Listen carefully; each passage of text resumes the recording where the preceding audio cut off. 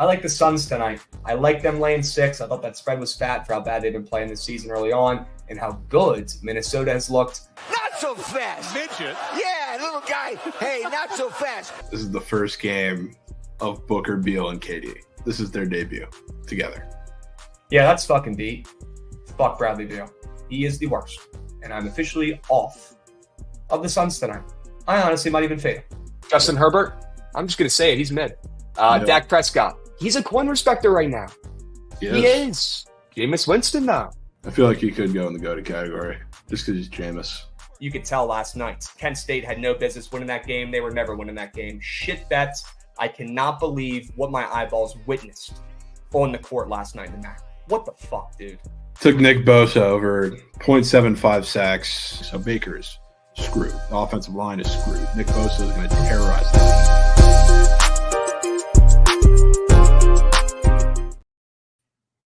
What's going on, chat? Happy BTL Friday, the best BTL episode of the week, presented by SeatGeek, episode 373 piece. As always, hold the fry, joined by your two hosts, Krabs and Javon. Let's have a fucking day, Javon. We got some rebounding to do. We got some bouncing back to do after back-to-back squad ride L's. It's been a while since you had that. Haven't seen that in a while. It's been a good while, so we got something to do today. We got work to do, folks, and we have plenty to go over today. All right, we've got NFL preview coming up. Yes, we'll go over the Chargers game here very minimally because that was the worst game ever. We've got NFL touchdown scores we want to go over this weekend, Javon. With the new Demons and Goblins up on Prize Picks, a lot more options for the kids now to craft up some ATS scores. We've got college basketball games today. They're not great. They're better than yesterday. We've got a couple ranked opponents playing against each other tonight that we'll go over. And, of course, we got to touch on the bowl games as well. Weekend craft sesh will have to be done. 5 guys in Hail Mary potentially off show, but we'll see if we have time for it towards the end, Javon. Let's hop right in. We don't have any time to waste. Goots, let's run that W/L recap, depending on who you're looking at and what you care about here. Squad Ride L, Panthers ML, they lost, what, Javon, 4-0? Yeah, I think so. Hey, that was not the play. I think we all got burnt on the Florida Panthers ML squares and sharps combined. But we take that, we move. Guys, we can't hit every single squad ride. If we did, we wouldn't be on the show. We would be on our private island drinking mimosas right now. So, unfortunately, we don't hit every bet, although we are still 50 games over 500, Javon, 170, 120, and 4. Okay, we take that, we move. No complaints on my end. And we also smacked a little 3 geyser last night. People forget. We were all down in the dumps because the squad ride lost. People sleep. Crafted up another B team goblin. Okay. Kevin Cross. I mean, I don't know if you guys saw how this smacked, but he got fouled with 0.1 seconds left or like 1 second left to go to the free throw line when he only had, I think, 15 points. Ended up hitting all 3 free throws and sends the game into overtime, and Tulane ends up coming back and winning this game. Unbelievable game last night. Kevin Cross, never in doubt. I'll be honest with you. He was playing like moose shit almost the whole game and almost fouled out. But foul out, bro. Sheesh. He came through that. It was a good decision to take something in that game after what they scored 230 total, something like that. Yeah. So we had to pick something in that game. It was difficult figuring out which guy we were going to go with, but Cross ended up coming through, and I would assume everybody hit their points or whatever props in that game. So that was a W. Andre's right, though. Furman should have won that game, and they blew it. Should have. Death taxes and a Ron Mux claim subby to the community. Let's fucking go, Ron. Ron is dialed in on this Friday morning. And if you guys are hitting any games this weekend, make sure you go over to SeatGeek, use promo code BOOKIT, get $20 off your first purchase. Why would you not take a discount? Why would you not take a free $20? I don't know. And if you haven't already downloaded SeatGeek and you're not using that already, what are you, caveman? What are you, fucking printing out your tickets on your computer and bringing them to the game? Are you map questing your route to the stadium this weekend? Grow up. Download SeatGeek. Everybody's on there. Super easy to use, and use our promo code for $20 off. W's. Javon, 3-piece hold the fry. It was always Alex Erickson, the ex-commander, getting it done last night with a touchdown catch at the end of the game to barely cash. Unbelievable. So funny. We'll take it, and we'll move. Okay. Great call there, Javon. Great call. Sure. Let's keep going. Let's keep powering through. We've got an Eckler hook that I wanted to talk through because this is a crazy tweet. Eckler tonight, everyone knows they were on him. We've got our guy, John Ewing, who we know is super corp and works for the books, tweeting this out during the game, talking about how Eckler has 4 catches for 29 yards. No way he doesn't go over, right? Giovanni ended up with 4 catches for 29 yards in this game. I bet he did. Unbelievable turn of events. People are freaking out. People are like, oh, my God, this guy put the fix in. No, John Ewing didn't get on his fucking phone and call into the locker room or call into the phone on the sidelines of the game and affect it. Grow the heck up, okay? You just took the squarest, worst play on the board. It was the most simple-minded prop of the fucking day that a monkey could have came up with if you gave him 5 minutes. Straight up. I mean, Giovanni, no shit. Eckler was going to be a popular angle, after he had a couple receiving yards last week. And with, Keenan Allen out. Give me a break, guys. You don't think the sports books are accounting for this shit? You don't think they're making sure that the most popular players, the most popular plays aren't cashing? Have you been to Vegas recently? Have you seen the new Fountain Blue that's opened up this week? You think that was cheap to build? You think that was built off of Eckler, more than 4.5 receptions cashing? Give me a break. We are better than this. If you're bitching in the chat under this tweet, you are the problem. Okay? Awesome. That was not an expected steam crab, but we're here. Segway steam crabs. Unbelievable. Yeah, let's cut the shit. Let's dive right into it. Goots, I'm pissed.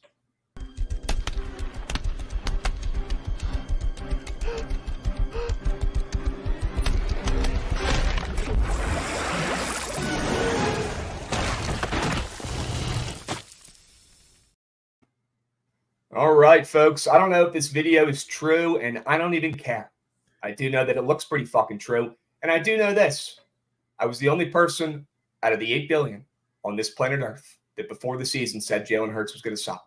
Javon, he has sucked. I can't believe he was even that close to winning MVP. I cannot believe people were gargling him like he was fucking prime Tom Brady after he had one good season. One. I don't think I've ever seen the public overreact to one great season ever, more than Joe Burrow and the Bengals. I mean, that was annoying when they were getting gassed up for their 1 year of legacies. This is worse, and it's all coming down, tumbling on themselves. And look, this team, they did it to themselves. I don't feel bad with the tush-push stuff, with them saying, oh, if you can't do it, or if everyone could do it, they would do it, right? Talking shit, oh, pissed they're going to ban that fucking play. Well, you know what, guys? Now you're just getting punched in the mouth with your moose shit defense. And teams are taking that personally. You think their opponents are happy they're running the tush push? They're probably feeling like all the fans are too. They're like, fuck this play. This one's personal.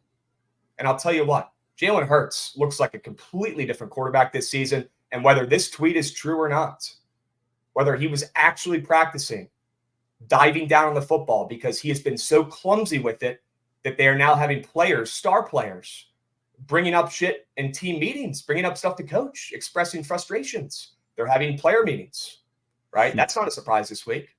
After the last 3 games they played, they probably should have a player meeting. Jerron, we were ahead of this. I was definitely ahead of this in the offseason. It's good to see the Eagles, coming back down to earth. And whether this video is true or not, it's fucking hilarious. And I was right, and everyone was wrong. It's a funny video. It's a hilarious video. Whether the tweet caption is true or not, that's hilarious. So we'll see. I mean, I still think they're in pretty good position unless we see them lose this week, which is not a crazy possibility. So we'll see how it pans out. See if Chino's writing back. We'll see if he's writing back. Look, I would not be surprised if the Eagles wake up a little bit and play a little bit better than they have the last couple of weeks. Really couldn't play worse. And we'll talk about that when we get into the NFL previews here, Javon. But first, before we dive into that, do you need a minute? There's been some news that dropped this morning. Do you need a steamed milk? Maybe an espresso segment here. Looks like the trade was not just done. The 5-year extension was put on it. Go ahead and tie the bow. Shit's done. I mean, it's the Dodgers. They weren't going to trade for him unless that extension was in the cards. So I fucking bet. Like, the problem is, like, I don't mind the return that the Rays got. Like, Pepio's fine. He's definitely going to be more available than Glass now, whose nickname is Glass for a reason, because you're lucky to get 100 games out of him.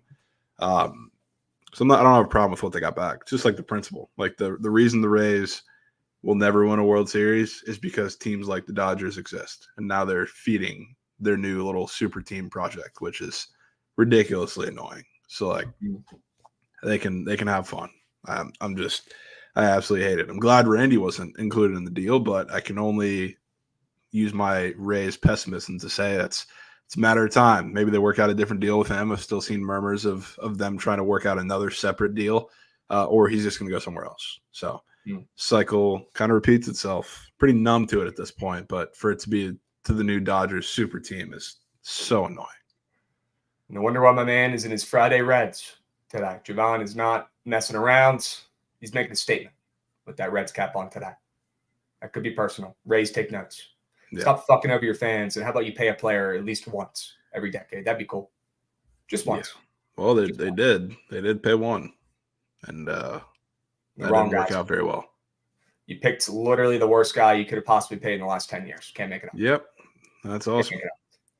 Well, on that note, and looks like Brandon Staley just got fired. Shocker. I'm not even going to waste time on that because he was the worst coach I've ever seen in my life, and he's not worth our time. Chargers plus 3 short. This far.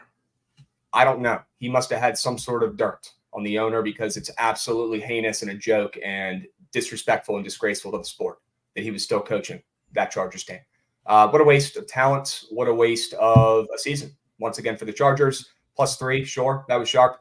The over was actually sharp, though. That was a great play. Never in doubt. Cash in the first half. Hope you guys tailed. Squad ride might not have cashed, but the over did in the primetime game, and I hope you guys made some coins. All right? Sure. Brandon Staley, smell you later. Kellen Moore, maybe he's not that guy. People are talking about him being a head coach somewhere next year. I don't think he's ready. I don't.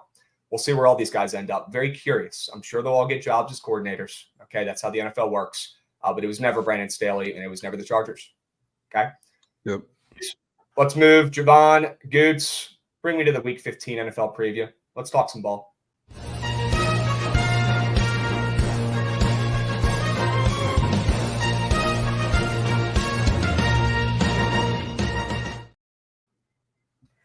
Before we dive into the plays, real quick, Javon, the book might actually be out on Stroud. People are starting to talk. And I didn't know if you saw this. I didn't know if we wanted you to see this, but I figured I'd bring it up now and beat you out. Stroud, the least accurate quarterback in the NFL. See, as much as I haven't heard anybody say that once. Yeah, as much as I talk about Stroud and the whole issue and fading him a couple times, like it had more to do with the Texans' offense, not completely with him, but there's a pretty clear reason why. They have like a set man coverage guy, they have a set zone coverage guy, and when one of those gets eliminated, they're very one-dimensional, which is the problem. And if they're not going to the number one option there, then he's not going to be accurate because he's going to be forcing to a couple of guys that are not in their normal route trees. So, like, yeah, that I'm not shocked to see that in the slightest. Does this mean the book is out on him or not? Cut the shit. The book is out on the offense, and I've stuck to that. He is included in the offense, but it's not completely circulated around him. I guess I don't know who the OC is off the top of my head, but the book's out on him. Okay, sure. W chat, they might agree a little bit. Okay. And Stroud MVP plus 8,000 should be a good look. Yes, John. Yeah, good point. If you guys haven't checked out that video in the book and Insta, probably worth a watch. It'll probably make you giggle. Pretty good, funny 30 seconds of Javon ripping this kid to shreds, who probably won't be coming on stream ever again after he sees that video. All right, W's. Now that we have that over with, let's hop into the plays. Let's get the snooze fest over with, rip the Band-Aid off. 2 games we think, chat, that are going to soar under. 2 games that are going to be boring. Maybe take a nap during these. Maybe you spend some time with your loved ones or your girlfriend for an hour or 2 during this game. And save, the guy time for the good ones. Javon, 2 shit games. I've got your squad in mind. I'm going Tampa Bay and Green Bay under 42.5 in this spot. We've seen some overs recently from these 2 squads. I wouldn't say this is my favorite play in the NFL preview. I honestly like a lot of points this week, but this is the one game I think I isolated where I could see the defenses maybe stepping up a little bit, and the offenses have been overperforming a tad recently. We've seen the Bucks, put up some points in their last 3 games. All 3 of those games have soared over. Last game, Baker Mayfield's, he's doing his job. They're scoring points. That defense is not elite, but the Bucks, they can keep up a little bit. And then the Packers and Jordan Love, sure, they just lost to the Giants. That was Jordan Love's worst game in the last month and a half. But overall, he's been playing much better recently, and so is his Packers defense. And rumor has it, Aaron Jones might be making a comeback this weekend too. So this total is one of the lower ones of this weekend. I just think this is going to be a hard-fought battle, and I'm going to sell high on these 2 offenses that overall in the last month have been overperforming, in my opinion. I'm going to back a sharp over between these two squads. Very important game. The winner of this game is going to still be alive in the playoffs. The loser probably won't be. A lot of nerves. That could get to these offenses, and maybe some of these young QBs or young players make some mistakes on the field in Green Bay. Give me the under. No points, boring game. Take a nap during this one. Yeah, that's fair. I'll talk about that game in a second. Kind of with you there, but I like the under in Charlotte, in Carolina, between the Falcons and Panthers. A week after putting multiple meat on table plays on for the Falcons over against the Bucs. Now they're going on the road to Carolina, where the Falcons offense hasn't been nearly as good. It was great against the Bucs. Secondary for the Bucs is absolutely garbage. So Desmond Ridder had a field day. Now you're going on the road. Now you're going in what seemingly is going to be a cold and rainy day in Carolina against the team where you need to run the ball in the first place. Like, I think you're going to get a lot of Bijan, a lot of Algier in this game. Not much Desmond Ridder, obviously chew the clock. This Falcons defense against Bryce Young, I don't think should have much of an issue, especially in the conditions there. So this one's going to be gross. It's going to be a complete opposite of what we saw for a majority of the game last week for the Falcons. And I don't know. This is a weird game. I wouldn't be surprised if the Panthers are a little live in this one. Don't let the Panthers get hot. Definitely eyeing that +3 for Carolina there at home. And that probably ties with the under as well. I'd get behind that. Yep. Sure. W's. Let's move on to some more exciting games, some more exciting bets, some more exciting plays, chat. The Mikey overs of the weekend. 2 games we think are going to soar. I'll get it started off with my Manders. Maybe this is a little bit of a square angle. I don't really give a shit. It's not like the Commanders' offense has looked that elite recently. But the games have still been going over because their defense is that bad. Any game that Ron Rivera is calling plays on the defense, I will take an over in. I don't give a shit if there are infants on the field. Give me the over. With the pacifiers in mouth, they will fucking score points. Ron Rivera has no idea what's going on. The reports are now coming out that he is okay with parting ways with the team now. He's accepted it. They're trying to make it seem like he's cool with it and everybody's okay. I'm like, fire this guy in front of all the fans and make fun of him, make him wear a dunce hat. This guy fucked us. Why are we acting like Ron Rivera saved this franchise or organization? He literally set us back, and we are exactly where we were, if not further behind. Sure, put the steam crabs up there. But Ron Rivera is coaching this defense. He's calling the plays. We saw what happened last week when he did that for the first time. He thought it was a good decision to play Tyreek Hill in man. That's fucking smart. Sure. Wonder what he's going to try this week against Cooper Kupp and Puka Nacua and Matt Stafford and Sean McVay, who, by the way, used to coach in D.C. and at one point was not brought back and not paid the coins to take over a more elevated role. Instead, he was let go, ends up being one of the greatest young coaches in the NFL. You can't fucking make it up. This shit happens every single year with us. But I digress. The Manders defense is going to get absolutely shredded in this game, Javon, for 50 points. 50 bird coming for the Rams. I'm going to alt over their team total. I'm going to take every single fucking prize pick square I can on the board, laddering Stafford, Puka, but most importantly, Cooper Kupp, and we're going to talk about him in a moment. But this Rams offense, who, by the way, is still kind of in the playoff hunt, and they need a win like they need fucking air here at home against the Commanders, have a beautiful matchup against a new shit secondary, and Sam Howell and the boys are going to continue to put up points, and Eric Bieniemy is going to continue to prove to the league that he deserves his role and his leadership and his play calling. I think this game is going to absolutely soar over. The total's up almost a touchdown from the opener 2 weeks ago. I would take it at 60. Yeah, I mean, it's probably the most obvious over on the board, and I don't really care because nobody's stopping the Rams, obviously, for the in the Commanders secondary. I think they're going to have a field day. I mean, Puka and Kupp are literally going to be prime Randy Moss and prime Megatron.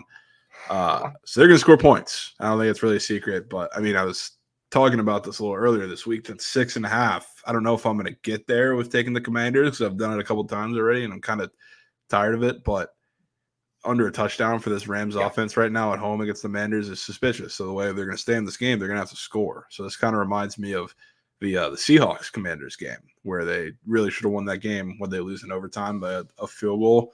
And it was back and forth for a little bit there. So I think you're going to score. Yep. Obviously, the Rams have no problem, but Sam Howell keeps them in it. I'm with you.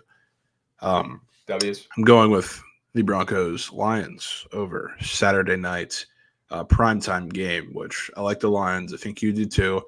And their defense has been god awful for the last couple of weeks. They're starting to show their true colors as a defense, and especially against a Broncos offense and Russell Wilson. They're the perfect offense to take exactly what the defense gives you.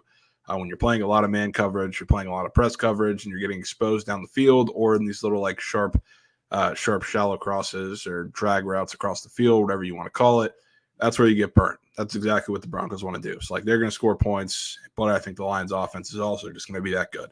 There's no better quarterback at picking through a zone than Jared Goff. He's done it for a couple years now. Even when he wasn't as good back on the Rams, he was fantastic at doing it. He's gotten even better with the Lions. So I think the Lions' offense absolutely runs through Denver. And there's a reason why the total is this high. Like, yeah, you get a Lions defense tax in there, and they're going to score their fair share of points. But the Broncos defense has been really, really good over the past, really since the Dolphins game, damn near, where they gave up 70. So especially the last couple of weeks, they have been absolutely nails, and there's a reason why it's so high. It's because the Lions are going to do disgusting things in a big bounce back spot offensively. Super in, 100%. We'll talk about the Lions a little bit more in a moment here, Javon. But yes, it's going to be points galore from the Lions in a bounce back spot here. And that Denver defense has been a little bit too good recently, so I'm down for that. We got 2 sub bangs. We got Jacob Rushing coming in hot with a subby. Love to fucking see it, my man. 11 months, almost 1 year. W's. We got I Burn 'em Breaks coming in with a subby as well. W's, gents. That's how you get your Friday started off right. You hop into BTL at noon for the Mega app. You get ready. You get the gears turning for the NFL over the weekend. We're going to talk bowl games here in a second. And then we're going to hit the fucking slate today hard and find some winners for Friday night.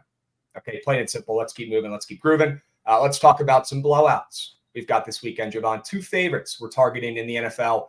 I'm going with the Bills. Sure. I'm going to keep rolling with the Bills Mafia here against the Cowboys. Not rocket science. You guys could probably guess that I was going to be on this play. It's a Crabs play for sure. And I love me some Bills and Josh Allen. I'm not going to give up. I'm never going to give up on this team or defense. We've got Dallas, who's on absolute fuego right now, finally getting the respect they deserve. This is exactly when we want to fade because the public is now hopping off of the Eagles and onto the Cowboys. This is when we want to hop off the Cowboys and fade the living shit out of them for numerous sneak units. Plain and simple. The Bills line has moved up from -1 to -2.5, depending on where you look. Josh Allen has looked unbelievable the last couple of weeks. They had an incredible win last week against the Chiefs. You could call it fluky. I don't give a shit. He was offsides. Don't do that. That's cheating. It's against the rules. You fucking lost. Patrick Mahomes, stop bitching. Josh Allen just outperformed you. He just played better on the road. He got a win, and he's going to get a win at home in a nasty game that's going to be cold, with the Cowboys coming in fat, happy, and complacent after taking over the division and showing that they are one of the best teams, if not the best team in the NFC. This is exactly when we want to fade Mike McCarthy, who literally is fat, happy, and complacent.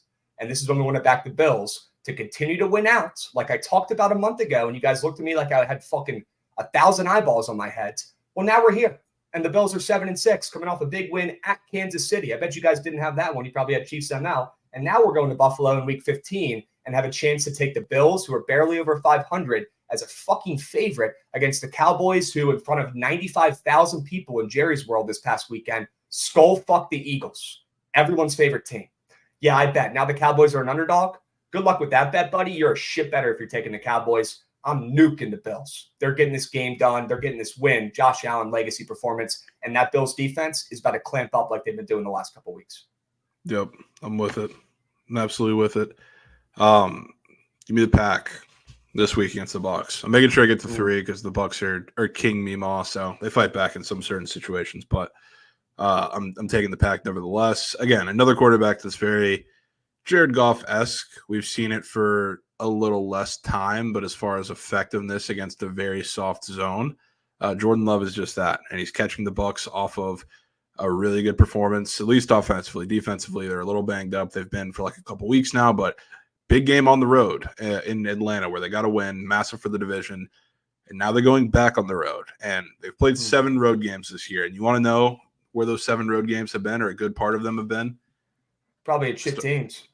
Well, not just shit teams, but the Vikings, the Saints, the Falcons, the Texans, the Colts, and I guess those are the 5 of the 7. You know what all of those have in common?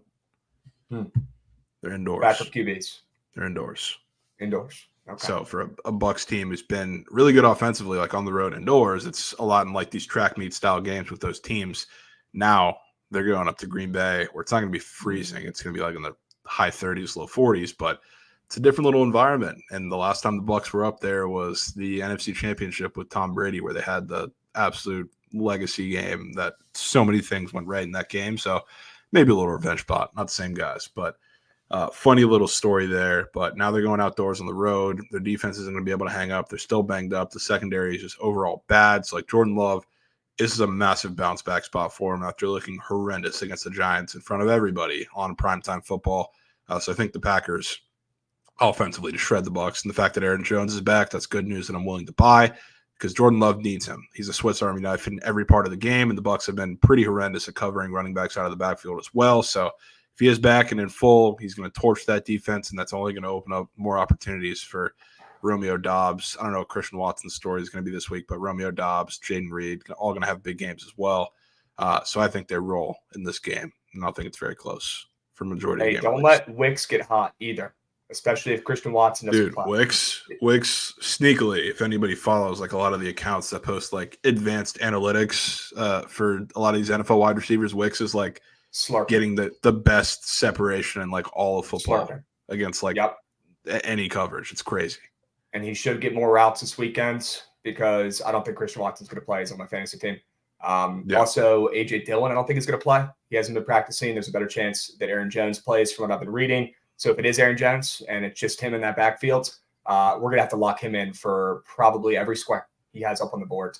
Because although this game might not soar over, I think they're going to utilize the living shit out of him. It's going to be probably the only way they can move the rock with him coming back fresh. So we'll see. Let's see the injury reports when they come out later today. We should know more, honestly, this afternoon. All right. W's. And somebody asked why the Bills were not my meat on tape play. That is because Javon might have the Bills as his meat on tape play, and we'll get there in a moment. But we both absolutely fucking love Buffalo this weekend. Okay. Let's move to the upset alert first. All right, chap.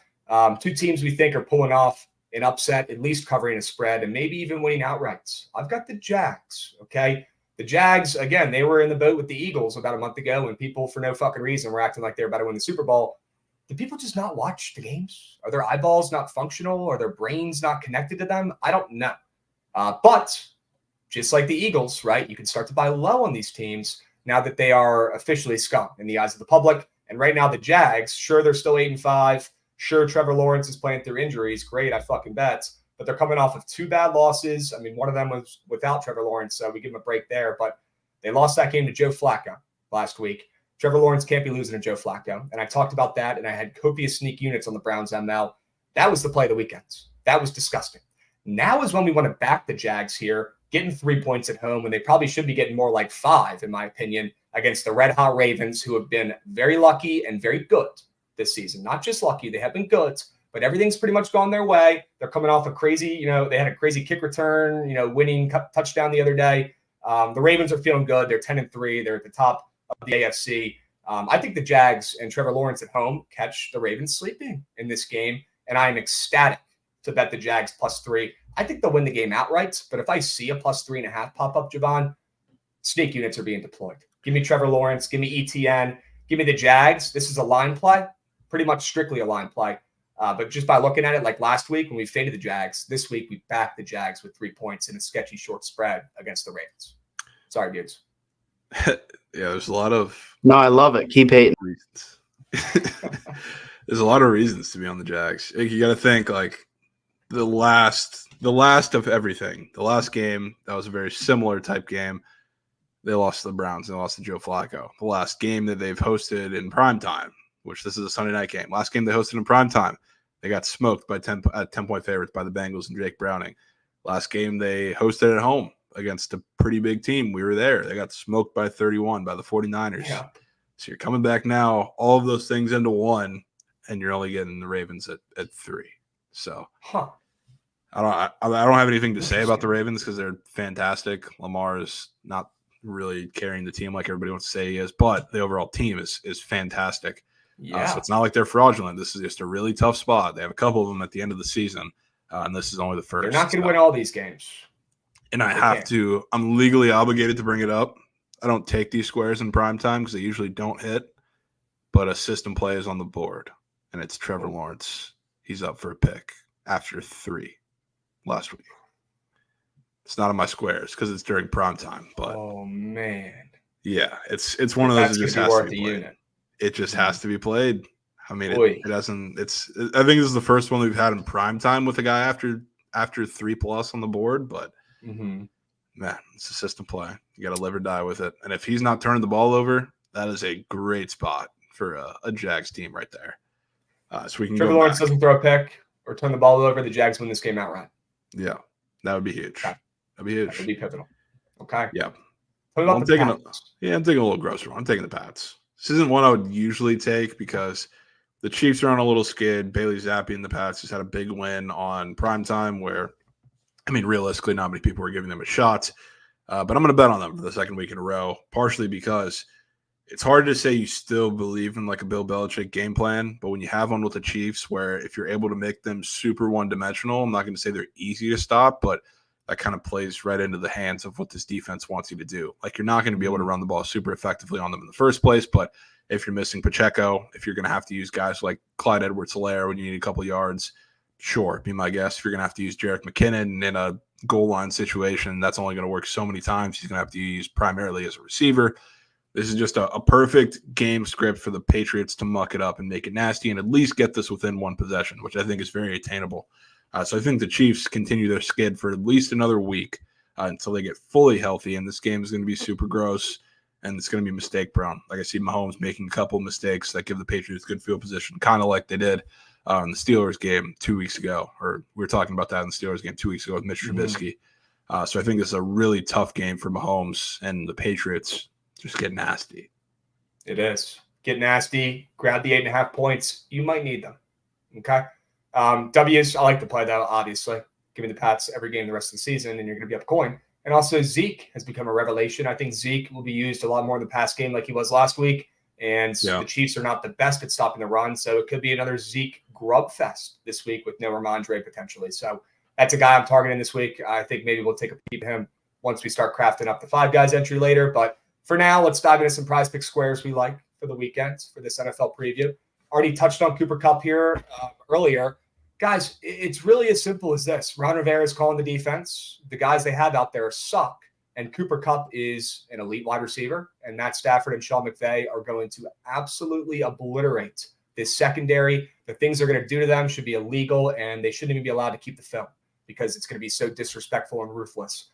Cooper Kupp, I'm definitely taking that demon square as well, by the way. I want that on record. He's getting over 100 yards. He might get 200 yards in this game. If Forbes is covering him, it's caked. If St. Juice is covering him, it's caked. If Fuller ends up on him, he is going to have 200 yards and probably 2 touchdowns. Watch out for Cooper Kupp this week.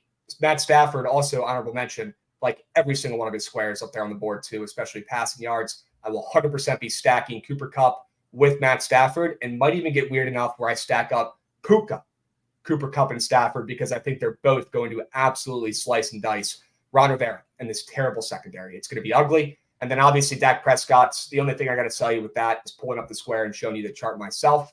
And then go ahead and rewatch my sell job on why we're fading the living shit out of the Cowboys when I took the Bills for my favorite blowout of the weekends. Yep.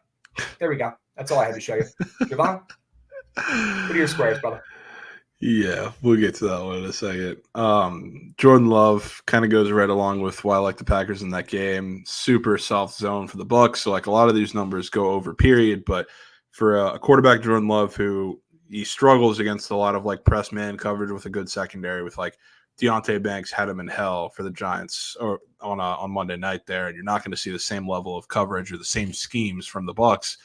So the reason I think they're going to be successful is because he's going to have plenty underneath. Like he's not going to have one of those games kind of like the Lions where he has to beat him over the top. He has to make these crazy plays, deep shots to Romeo Doubs, Christian Watson if he plays, whatever it may be. It's just going to be such a simple game script for him, especially if Aaron Jones is back. And like I said, the Bucs have been terrible at covering running backs out of the backfield. So there's going to be plenty underneath. They're going to have a lot of really consistent drives with Jordan Love just dink and dunking. And if A.J. Dillon is also out, plays right into it, I think he's going to be in a pretty big pass-happy script. Decent Bucs run defense as well. Hasn't been as good as it was prior to the year. But yeah, secondary is going to get diced. Then Desmond Ridder. This is a fade, partially because of the number, but partially because of the game script here too. I like the under. I think this one is ugly. He just threw for 350 almost against the Bucs last week against, like I said, a terrible secondary that Jordan Love is going to be facing this week. And now 184.5. He's going to be playing in a downpour against a really bad Carolina run defense. So like this week, We'll talk about that in a second, touchdown scores and stuff, but I like a lot of Bijan. I like a lot of Tyler Algier.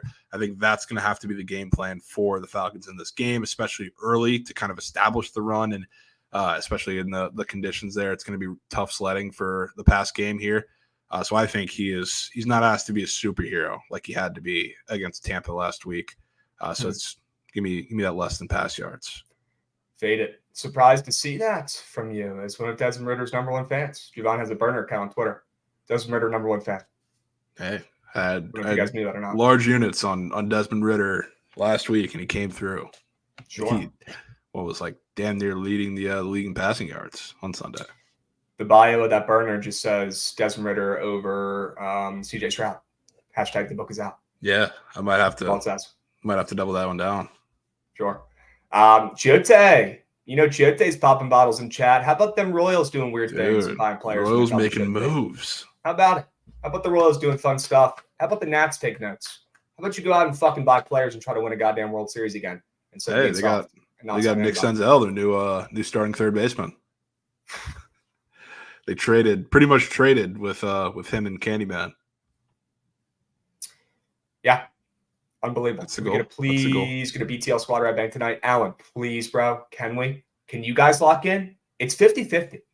Remember, we're just giving you guys the options. You guys are clicking the fucking buttons. You guys have the power in your hands. Okay. I'm not saying this just because of the loss last night, because we obviously love to play, but I was bitching the second we didn't vote Lamar. And everybody knew that in chat. I was so disappointed.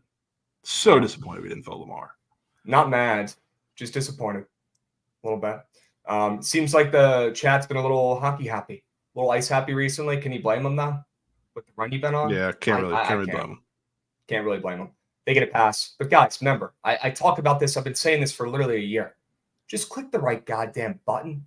We're 50 games over 500. Can anybody actually tell me somebody else they know out there who has tracked all this shit and is 50 games over 500 on a squad ride or POD streak or just anything? Is there a single other person on earth who has that available where you can pull up right now and track it? Honestly, Good POD is 1-0, so I'm 100%. Okay, there good you POD. That's what we He has not hit the threshold for quantity yet, but he is 100% and on his way. No, seriously, Chad, I want to know names. PODP with football is on a tear right now. I'll tip my cap there. And he always tracks his bets, whether they win or lose, 100%. I want names, though, chat. Straight up. Looks like we got a W raid potentials. Oh, we got DeGen. Let's go, boys. Let's go. W's. Sure. We got B Armin Sports coming in with a subby as well, 8 months, and Danny Yee, 21, coming in with a subby as well. PewDiePie just post prime time unders. Yeah, and they smack. He's like 20 units this year. Got to tip the cap. I want receipts, chat. I want to know anybody else who actually tracks this shit and is 50 games over 500. Oh, wait, they don't exist. Okay. Let's keep moving and grooving, and let's find the people goddamn squad ride winner today, Javon, because not only do they need it, but my bank account needs it, and my balance needs it after 2 straight squad ride outs. Got to nip it in the butt right now. Yeah. Okay. Dubs. All right, let's finish this off, guys. Meat on tape plays. And yes, I would have had the Bills in here if Javon didn't already, but I'm more than okay with pivoting here because I probably like this moneyline parlay just as much. It's fucking nasty. It's hitting. It gives me vibes from last week with the Ravens and the Saints ML parlays, and that shit smacked and got lucky as heck. I don't think we're going to need to get as lucky this week. Javon, you touched on why the Lions are going to have an absolute field day in that game going over against the Broncos. Jared Goff has been moose shit recently, but he has a great matchup to shine against the zone, which he fucking loves. Get it done this week, Jared Goff, because people are starting to ask Q's. You're at home. You're playing a team who's also pretty much been on fire the last 2 months, back in the playoff contention. This is a big-time game. Okay, and I don't love backing Jared Goff. That's why I'm not taking the spread. I'm going to pivot to the ML, and I'm going to parlay it with the Saints. I'm running it back, Javon. This is not for the faint of heart, okay? But they're minus 5.5 against the NFC Offensive Player of the Week. Danny Cutlets, whatever the hell you want to call him, Tommy Cutlets. Guys, it's Taylor Heineke 2.0. And as much as I love Taylor Heineke and as great of a story as this is, I hate the Giants' guts. And they're terrible, by the way. But this is a great fucking story, maybe the best in the NFL season. But is it going to last? Is this guy going to end the season undefeated and the Giants are going to make the playoffs? Fuck no. No. Come on, guys. Use your brains. Turn them on. The Giants are going to get skull-fucked and thraxed by the Saints on the road this week. And the Cinderella story is going to come to an end. I hate to say it, but it's already on the way. Moneyline parlay, 2-piece, hold the fry, greaser. This one's going through the hoop. Yeah, I agree. Sure. Give me the Bills. I love the Cowboys this year. Crazy to come out of my mouth, but I love the Cowboys. I love Dak Prescott as much as anybody this season, but horrendous spot for them. Absolutely horrendous. They just won their little mini Super Bowl with the Eagles. They thrashed them. Now they're going on the road. People forget they are fantastic at home, 7-0. They're only 3-3 on the road with some very disappointing games on the road. So now you're going up north against a really good Bills defense, a Bills team that overall is surging right now. And you're going to be in 20-mile-per-hour winds and rain. So that's pretty disastrous. And we're talking about a team who doesn't play well on the road, period. Now you're outdoors in a little bit of the cold, but in the rain and wind. And this is a pass-happy team, too. So Dak Prescott, there's a reason why that 1.5 passing touchdown square that you want to fade is up, and why I will also be fading it is because they're not going to be able to throw the ball too much either. So I think this Bills defense locks in. I also think, too, after you dominate a team physically that you don't really – on paper, you shouldn't, and you don't really expect to, which is exactly what they did with the Eagles. They're kind of in the flip-flop spot in this next game here because the Bills are starting to pick up steam, and they look more physical. Josh Allen's taking care of the ball a little better. The run game looks really good, which I'm a big James Cook fan for the rest of the season because I think that's going to be pivotal to their success. The scream's kind of the same spot where you don't think that the Bills are just going to run the ball down the Cowboys' throats and be more physical and be able to be super successful on a consistent basis. And when we get to the game, snap the ball, they are. So like the Bills, I think they physically dominate the Cowboys this week.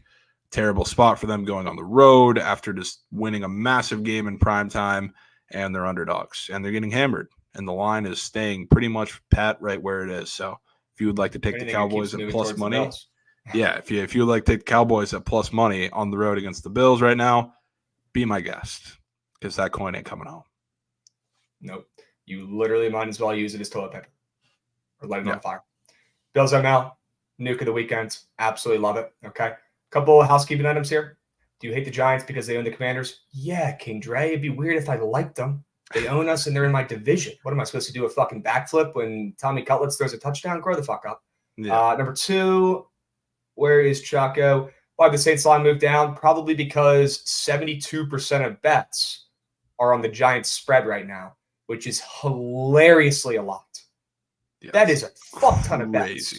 I wonder if there's been in the week. I wonder if there's been anywhere near that on the Giants, like at any point this season. Dude, I mean, you don't see 70% of bets on a dog ever. Guys, if that doesn't tell you Saints moneyline parlay, I understand if you don't want to lay with them because they are also horribly coached and have a terrible QB who is the most nervous dude in the pocket since Carson Wentz that I've ever seen. That's why we're taking the ML, boys. Okay, we'll take some stress out of your life. There's already enough in there. I think Tommy Cutlet's agent has a 50-unit max on him. That's probably what's going on. You know he's sneak nuking him. You know. All right, W's and those chicken cutlets. You know the ones he was whipping up are probably fucking gas. Okay, we got Lenny giving out his sub. What's up, Len? Len leaving the wreck, hopping in chat right now to give out a subby to the community. Love to see it, Len. Sure. Would love to get Len Bong, Jimmy Butler, and maybe even Yapton active this weekend potentially. I'm going to be around. But I'd be down to hop on there and maybe sweat out some plays, craft up some plays, and maybe even hit the rec potentially. Might have to. Okay. Sure. W segment chat, W week 15 NFL preview. Okay. On Saturday and Sunday, you can always go back and rewatch this episode on Twitch and YouTube. Don't forget it. Okay. You don't have to actually get a fucking note sheet out and click your pen and write down the plays. Okay. Either use your memory or go back and rewatch this episode. Okay. It's super easy to scroll back and rewatch it. Make sure you guys share the videos as well to your buddies. Okay. Spade789 coming in with a subby. Let's go, Spades. Let's go, Spades. Giving out one to Dagger Mars. Sure, Dagger Mars, you just got blessed, bro. Love to see it. My God, put this dude in the bin. Bro, put him in the bin. If you got to take care of business, Put him in the bin. All right, Dubs, let's keep moving. Let's keep grooving. Javon, you want to touch on some NFL touchdown scorers here real quick? Do you got a couple guys in mind that you were on? I do have a couple guys in mind. Sure. A couple. Okay. I don't know if all of them are still up, but I'll be taking them regardless. Mm-hmm. We can start with the first game on Saturday, Minnesota and Cincinnati, which I feel like I probably can guess where your head's at in this game with maybe a shorter line for Vikings and Nick Mullins, which I've looked at a lot of his lines and they make sense Take because a peep at the Mullins passing yeah, touchdown square. I know. I saw that. And it's kind of in line with what I think about this game, which I've seen the question 500 times. People in tough spots, like with fantasy quarterbacks, they have to pick up like it's a Flacco or a Nick Mullins or one of those quarterbacks.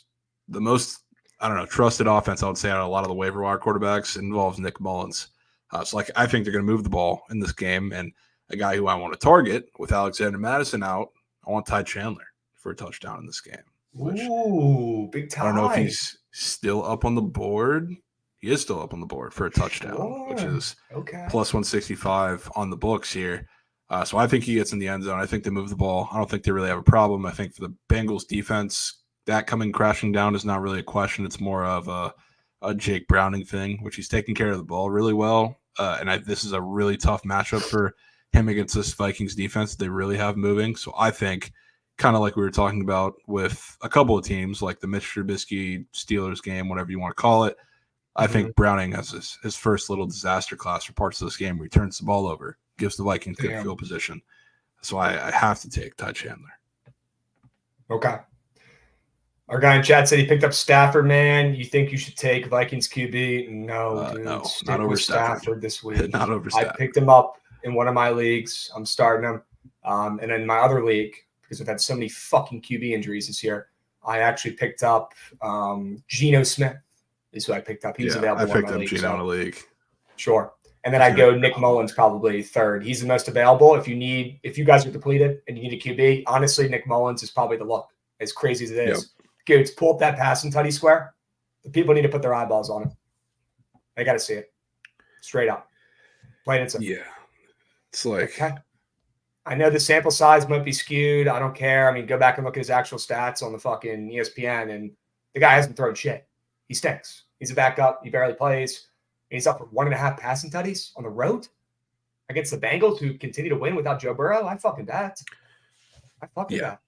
I mean, that's going to hit. It's just going to hit. Okay. What else do you like? Any other touchdown scores you like this week? Yeah. I'm going to take a 2-piece in the night slate. Not literally, but 2 in the same game, same team. Take me to Detroit. And I'm taking the square one. That's a little more obvious. Taking David Montgomery. No way. I think they're going to physically dominate the Broncos in the run game a little bit, which is not something that you could have said it's going to happen with the way that they're playing right now. Obviously, the run defense is not really catching up to the secondary. They've gotten better over the course of the year, but that's the square one that I think is going to hit in that game. But I feel like a second option, you kind of know where I'm going with this. He's had a shit couple of games because he's had some really tough matchups. I don't think this is one of them. Oh, my God. No way. Give me the tonsils. Put on the jacket. Put the fucking jacket on him, huh? Sam Laporta scoring this week. You can get a jacket on him. I didn't even know he was on Prize Picks as a square. I was just going to take it. Oh, yeah, he is. You'll see me posting the Hall of Fame graphic come Sunday morning or Saturday morning. Tomorrow morning, I guess it has to be. Sure. Yes, I love this too. He was probably the most public touchdown scorer, one of them last week. After, you had the revenge narrative with the Bears and they shit the bed in that game. I think it's a large bounce back for the Lions offense. David Montgomery scores. And when Jared Goff gets cooking across the middle of the field, you find Sam Laporta for another touchdown in the game. I would love to start Stafford over Dak. It's not even close this week. Would not start Dak this week. Okay. Fuck yeah. All right. Who else? Who else is scoring a tutty this week? Well, let's go to Atlanta, or I guess Charlotte. Go to Charlotte. Sure. I don't think there's going to be an overflow of points in this game, obviously. I like the under 33.5. But when you talk about share of touchdowns, the Panthers, a majority of them they give up is in the rushing department. And I don't think Desmond Ridder is going to be able to throw the ball super effectively in this game. So give me a stab at Bijan, who I think he is on the board too, on Prize Picks as well. So I think when the Falcons do get in the red zone and they do score a touchdown, there's only so many ways it can happen. It's going to be from Bijan or it's going to be from Tyler Algier. Sprinkle on Algier if you'd like to, but Bijan has been getting an increased snap share. He's kind of, I don't want to say out of jail with the little Tyler Algier, Cordell Patterson BS that Arthur Smith is, because you can never really say that he's out of jail there. But see an increased workload, especially in the red zone. They showed it against the Bucs, not just in the run game, but in the pass game too, if that has to be an option. So I think he's getting in the end zone this week too. Okay. Stroud ruled out. Oh no, the plus 8,000 future. What happened? I still can't believe that was real. Dude, that was not real. It's like that video of the chick on the plane. That motherfucker's not real. That's absolutely insane. Absolutely insane. Cooper Kupp, but I like both this week. Okay. Awesome. I like Terry McLaurin to find the end zone this week, Javon. Terry McLaurin, who has not been getting utilized enough. Terry McLaurin, who has been banged up the entire season, turf toe, leg injury, you name it. Terry McLaurin's been dealing with it this season. And overall, just has not developed probably the best rapport with Sam Howell out of all the other weapons. It's got to be better, and that's got to be an emphasis down the stretch here in the last couple of games. Feed Terry the ball, pay him. We paid him. Why not fucking feed him the ball? Because we either need to make sure we made the right investment there, or we're going to trade his ass next year, and it's going to break my fucking heart. So feed him the ball, stat pad his ass, get some confidence going for Terry McLaurin. I'm tired of seeing Curtis Samuel lead the team in receiving yards. If Curtis Samuel's leading our team in receiving yards, something's off. Hey, somebody's not doing their job, whether it's Banemy, whether it's Terry, whether it's Sam Howell, whether it's the line, whether it's just bad luck. Something's not going right. Okay, and Terry McLaurin off a bye week is going to be the healthiest he's been this whole season. And in a game with plenty of points in a negative game script where they're going to be coming back from behind, and Terry McLaurin has not scored or not done nearly as well this season, but has still found the end zone a decent amount of times. I think he does it again this week, and I think it'll be a point of emphasis to find Terry McLaurin early and often in this game. While we're talking about this game, did you happen to see the Kyron Williams squares that were up? Yeah, they got a bunch up for him, right? I mean, he's minus 400 to score a touchdown, which is insane. Like, I guess it matchup wise makes sense, but like that's CMC prices. 400 to score a touchdown. Yeah. Like, no way he's showing minus 400. Are you serious? Just about. I'm seeing minus 360 on the green book anytime TD, which is CMC numbers, even more than that. More. So like I understand it. Like, I understand it matchup wise against the Commanders, but like that's so much respect. So much. I mean, our pass defense is worse than our rush defense. Yeah, I mean, 100%. And it's not like he hasn't been getting in the end zone. It's just like, I mean, he just didn't score last week when they put up 31 points against one of the best defenses in the NFL. And now he's catching CMC numbers against the Commanders. So you think he's in there, huh? I think he's in there. I mean, you got to use his really lean into it. Piece? Yeah, you could. And you could also look at that 1.5 rushing receiving touchdown too. I mean, it's just a fat price.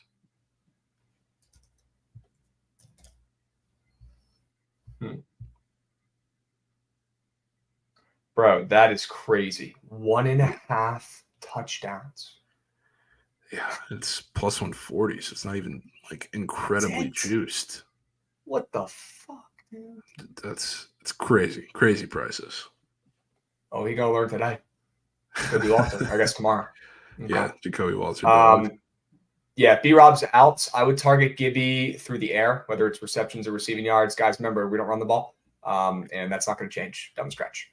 We've got Jason 0922 resubbing. Kami's Rams might just be an over. Jason, you are speaking my language. That's the square over of the weekend. I'm so with you. W's for the follows from you guys. Love to see it. We got Spades giving out subbies. Lembong already shouted you out, but you're a fucking goat. Good to see you in here again, my man. W's. But yeah, the enemy hates running the ball.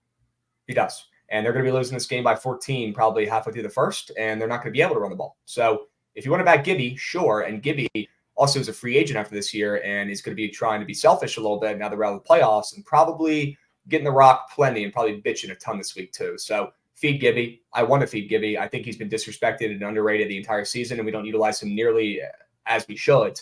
But sure, take Gibby. I wouldn't take him like touchdown. I would take him just receptions, honestly, is what I would do. A lot of dink and dunks, drop-offs with our shitty O-line.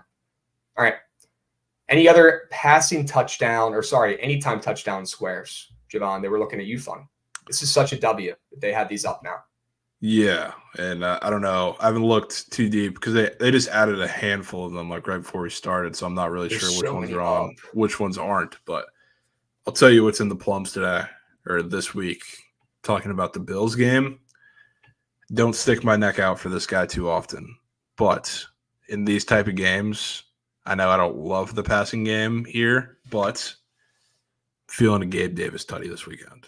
No And way. I really think he has a solid game, which for Gabe Davis, he's either going for 60 plus or he's not seeing a single target. So there's not really an in between. So like if you're talking about a Goblin Square, which yeah, there you go. He does have the touchdown square up, which is huge. I would target one of those with him because he's a boomer bust guy, and he's like one of the smarter investments you can make. Not as far as just like his overall line in the game, but going with the demons over the normal squares. So I like him to get in the end zone. And in a lot of these games where their offense really decides to pop off and they have a massive game at home against a secondary that I think is going to have a pretty tough matchup for most of the game, I think it's a boom game for Gabe Davis. 2 words. Boom. Boom. If you guys are joining on Twitter, do me a favor. Come over to the Book It Sports Twitch and come say what's up. All right. We're crafting for another hour. And then we've got Book It with Trent coming on here to take you through the slate, talk about weekend plays, host some goats coming out, pitching their favorite plays of the day. Stick around. Go drop a follow on the Book It Sports Twitch accounts. W's. A lot of heads coming in from the Twitter today. Love to see it. Okay. Love to fucking see it. Come join us on Twitch. We also run on YouTube as well. All right, squad. Awesome. Javon, I think we just powered through, a lot of NFL for the weekend. Any other ATTSs before we wrap this up and pivot? No, I think I'm good with those. Sure. Got a lot of them in there. Okay. We did just go over a ton. You and me will cut this down this afternoon and craft up a little Geyserman for the weekend, along with the 5 guys in Hail Mary. Okay. Sure. I know chat fucking loves weekend sweats, right? You guys want us to keep doing these? We're getting so close. We went 4 for 5 in both of them last week. Both of them. Yes. Okay. All right. Anyways, let's pivot. Let's talk about college basketball games for today. And then we're going to go over the college football bowl games for tomorrow. But I want to start talking about some games for today before chat loses their mind, Javon. And there's not really that many college basketball games running today. A couple that are piquing my interest. The Mount is the first game of the day. But before we dive into some of those games and lines, this is an interesting tweet. Okay. And we see this every year, Javon. Let's see if it holds true in 2023, 2024. One of these 4 teams is going to be crowned. 1, 2, 3, 4, 5. One of these 5 teams is going to be crowned a national champion in April, chat. Purdue, Arizona, Houston, Baylor, and BYU.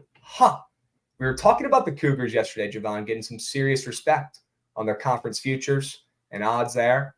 Maybe it's their year because we've seen the last couple years, the top 5 teams ranked in the net on December 15th. One of those teams wins it every single fucking season. Maybe it's Mia Khalifa step route. Maybe it's the Cougs. Or maybe it's just going to be Purdue and Zach Edey getting it done and finally clutching up. Maybe it'll be Houston's year finally getting it done.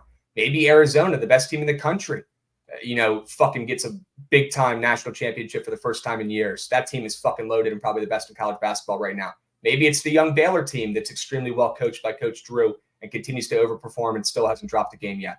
A lot of options. Javon, are you buying into this angle? And if you had to pick one of these 5 teams to win it, who's taking the trophy home in March Madness come April? If I had to pick one of these teams right now,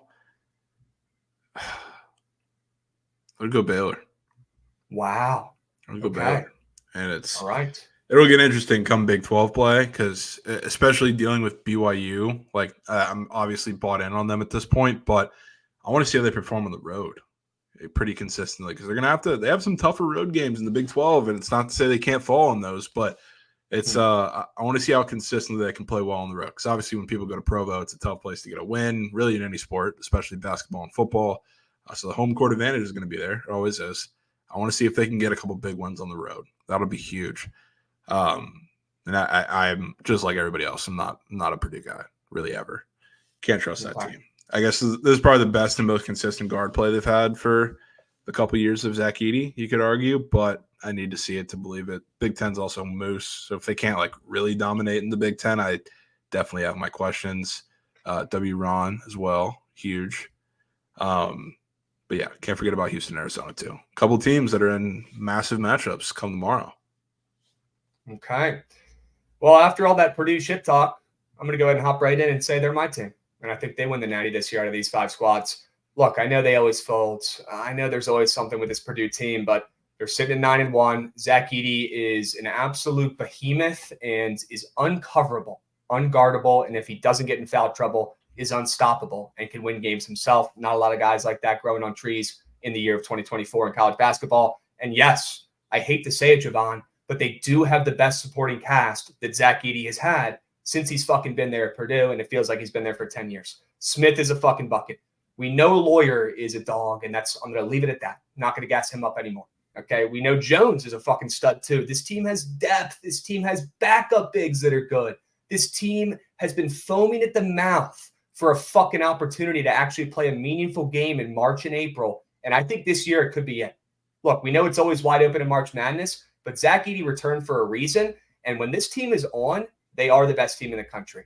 Let's see if they can keep it on. You know, when they get towards the end of the year, if they go through, and sleepwalk through a shitty conference play this season and absolutely clap these teams who've taken a step back in their conference, let's see if they can stay locked in come March. But the record will be there. The stats will be there. If they can stay healthy, I think I'm going to go with Purdue to actually break the seal this season and get it done with big Zach Edey. We saw UConn do it last year with Sissoko, a big man and a plethora of guards and weapons and 7 other guys that could score.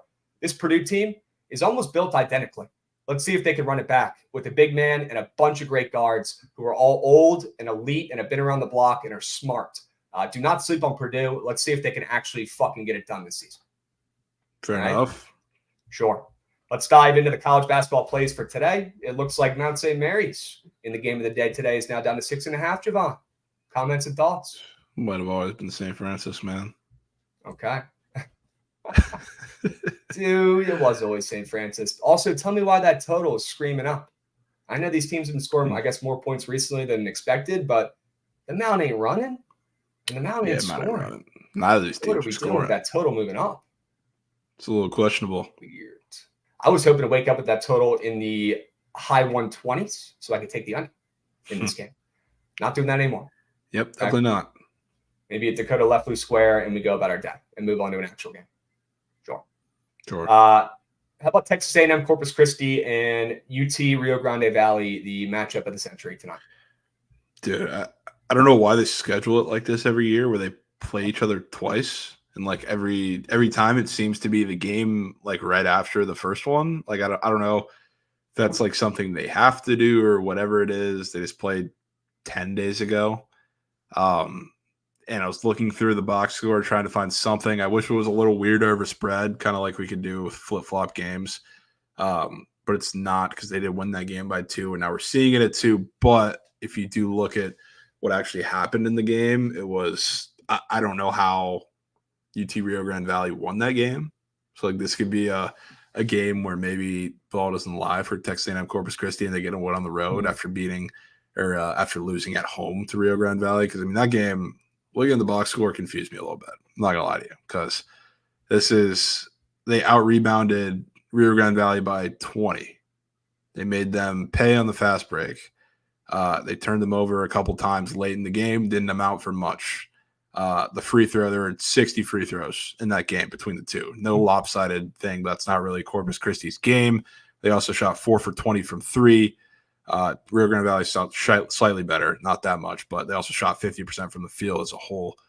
So if we're talking about ball don't lie matchups, just might be that. Now if they're going on the road in probably a spot where not many would expect them to be better on the road. So I would say my play here is Corpus Christi plus the 2. Sure. Love the Corpus Christi boys. I know Lauren and Mikey had an absolute time courtside at that game, vibing with the squad last year. Let's see if they can get a big win on the road in this spot. Cleveland State, Bradley, anything there? I know that spread is pretty freaking fat, but Bradley is a significantly better team than Cleveland State, records aside. Maybe that's just me using my college basketball brain too much, and I should lay it here with this fat spread with how Bradley's been playing recently, but I love this Bradley team. They're old. I think they could potentially win their conference this season and actually, once again, break the seal like I was talking about with Purdue. I've been waiting for Bradley to fucking do something. That spread is significant against a Cleveland State team that's been good in recent years, but this season I'm not really impressed. Yeah, not really either. And I think Cleveland State, they'll have a lot of trouble when Bradley slows them down on defense or defensively. So I don't know if I can trust their offense. I would say the total maybe a little high for a game script that kind of goes that way, which could equal Bradley just putting up 90 points, and it's just a really, really ugly they're game. Coming off a 52-point game, Javon. They cannot shoot or score for shit against Akron. Yeah, that's kind of the game script that I'd like to go with there. I think this gets ugly, and Bradley wins by like 20. Okay. I also lean Bradley. Probably not going to get to the counter. Let's talk about a game I might actually get to the counter in. NoCo versus Colorado, the rivalry game of the millennium, people are calling it.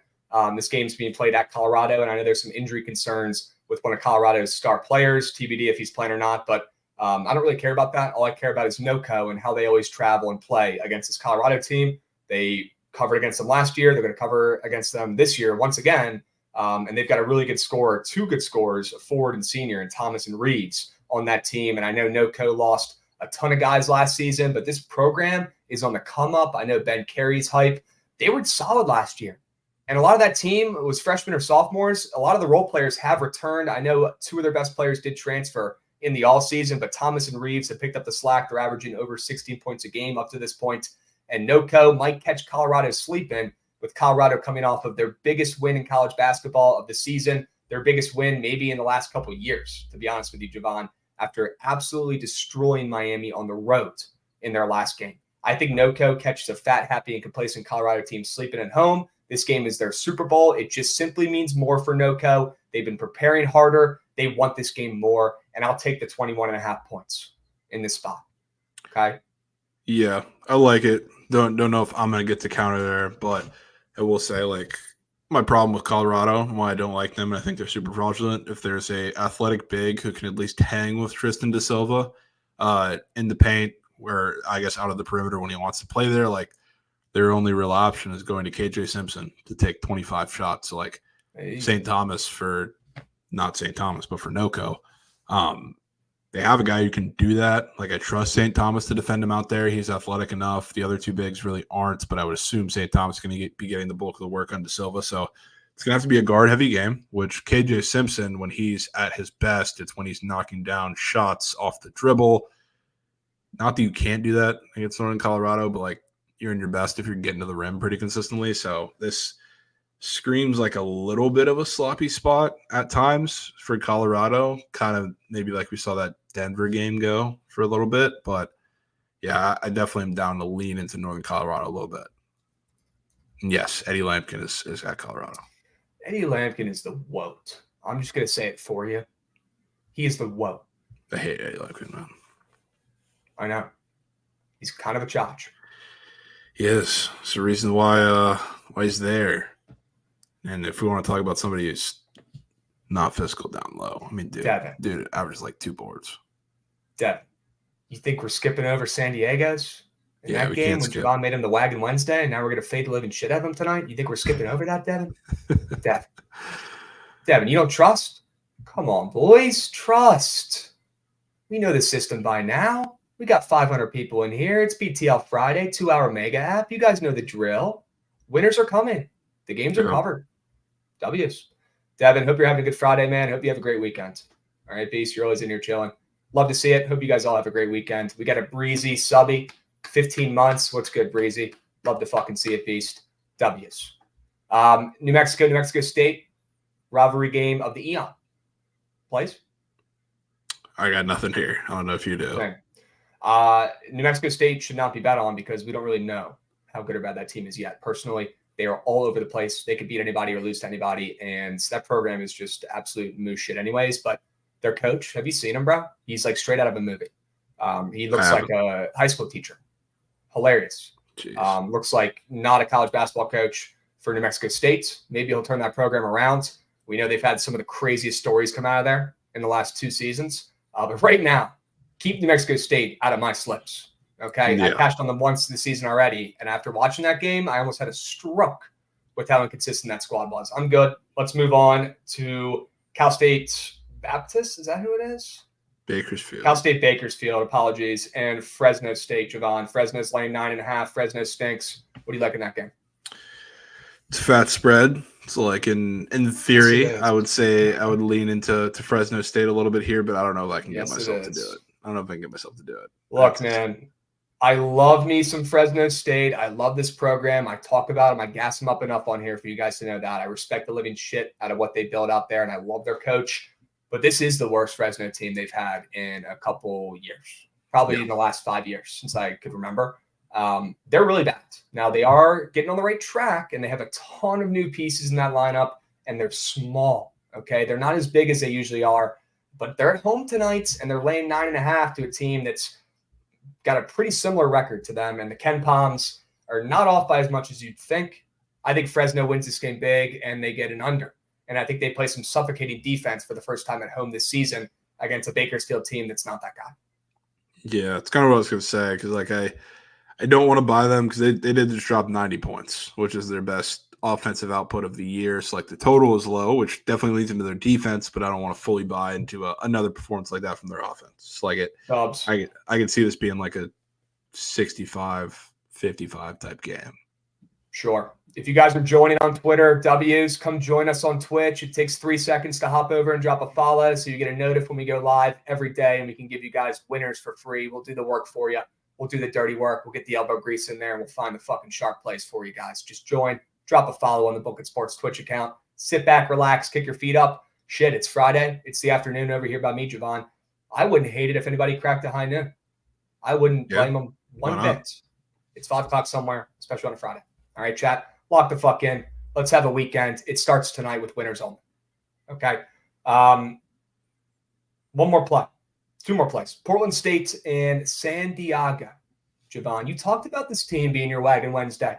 Did you look at this matchup potentially before you went over that? No, I did not. Okay, sure. Let's talk about why we're seeing San Diego tonight, brother. Why we fade them. Yes, I mean it's a tough spot for them. They're coming off of what you could argue is like the biggest win they've had as a program in some time, to be Mike, at home against Arizona State, or maybe on the road. I don't know what that one was, but big win against Arizona State. Now we're seeing Portland State open as a favorite on the road, go up from 1 to 2.5. Feels like the writing's on the wall a little bit for this game, especially like Portland State hasn't been good enough to inspire confidence in really anybody. The San Diego team, yes, they're a wagon, and I'll be targeting them a lot in conference. Portland State, maybe a little better of a defense, a little slower of a team, so like they match up a little better with San Diego and what they're going to try to do. They haven't played like the toughest strength of schedule. Portland State hasn't. So to see them getting this much respect, I know San Diego's played a few tougher games, and like if you talk about Arizona State, they won that game. And now we're seeing this much respect on them, which is odd, I would say. So, like, I think they're going to make them a little uncomfortable, make it a really sloppy game for San Diego, and it's a pretty big letdown spot. I love Deuce Turner. I love Wayne McKinney. It might just have to be them and nobody else for San Diego, which is the story half the time. So I'm on Portland State. Okay. In KJ Allen, we trust. I don't know if you remember him, but he was at Texas Tech a couple of years ago, I think literally last season. And ended up making a move here for his senior year. So did you watch KJ Allen, we trust? What was the show called? I don't know why I'm blanking on this. It was Last Chance U, the basketball version. He was on the he was on that? He was on that the first season. Wow. Okay. Yeah. Holy smokes. That's a throwback. I don't even know if I've watched those once. Dude, that one was a fire season. Yeah. I need to go back and watch the KJ Allen season. Yeah, you have to. All right. And they also have Satterfield, another senior who's been balling this year. Both of them are averaging double digits. He came over from UTEP a couple years ago. This team's old as shit. Not too worried about backing them on the road here in this spot against San Diego, coming off an outright win against Arizona State. Auto thing. Yep. Have to. All right. W's. Let's get to the actual good game for tonight. And no, it's not Mount St. Mary, St. Francis. It is UConn and Gonzaga's, Javon. Gave Javon a call before BTL, syncing up, making sure we were ready for the day, getting the outline going. I said, what are the plays? He said Gonzaga. I said, you're so fucking right. I am so down to back Gonzaga here in a revenge spot against UConn, who knocked them out last year in March Madness. I think it's going to be the Zags who are going to remember that loss. I know Mark Few will, unless he's had a couple too many beers already on this Friday afternoon. But I think Mark Few probably remembers that bad loss, Javon. to UConn embarrassingly, and then they went on and won the national championship. They lost that game 82-54. It wasn't even freaking close. Now Gonzaga has a chance to rebound here and get a big-time win, not on a neutral site, but at home in Spokane, one of the toughest places to play in college basketball on a Friday night. Those fans are going to be freaking bonkers. UConn has an extremely tough matchup with a Gonzaga team who's coming off a bad loss 2 games ago and then rebounded against Missouri Valley State, but still couldn't even cover against them, Javon. Embarrassing. UConn, on the other hand, I mean, they've been rolling, no complaints. Their only loss this year was to Kansas. Okay, they're coming off a 101-point performance in their last contest, and they're only laying 4 points to Gonzaga. Give me Graham Eke. Give me the Zags at home. Give me the points. We might need them. Yeah, so it is in Seattle, so not in Spokane, but de facto home game. Which that's Are you sure? Yeah, but it's pretty much the same thing with the Zags because they're very familiar with that place and they play very well there. So same thing. They're playing where the Krakens play. Yeah, in the Crack House. Dude, that's so annoying, dudes. Yeah, it's the same thing. But my favorite thing about this game is that we've seen this story in this game a couple of times already, which is opening 5.5 or sitting 5.5 for a majority of it. That happened twice already for UConn. Texas, they blew them out. That game honestly was closer at the end than really it was the entire game. And then, of course, North Carolina. That game was sitting 5.5 for a while. I think it closed there as well, and they won that game by double digits. So now we're here for a third time with a game that touched 5.5, and now it's going back down to 4.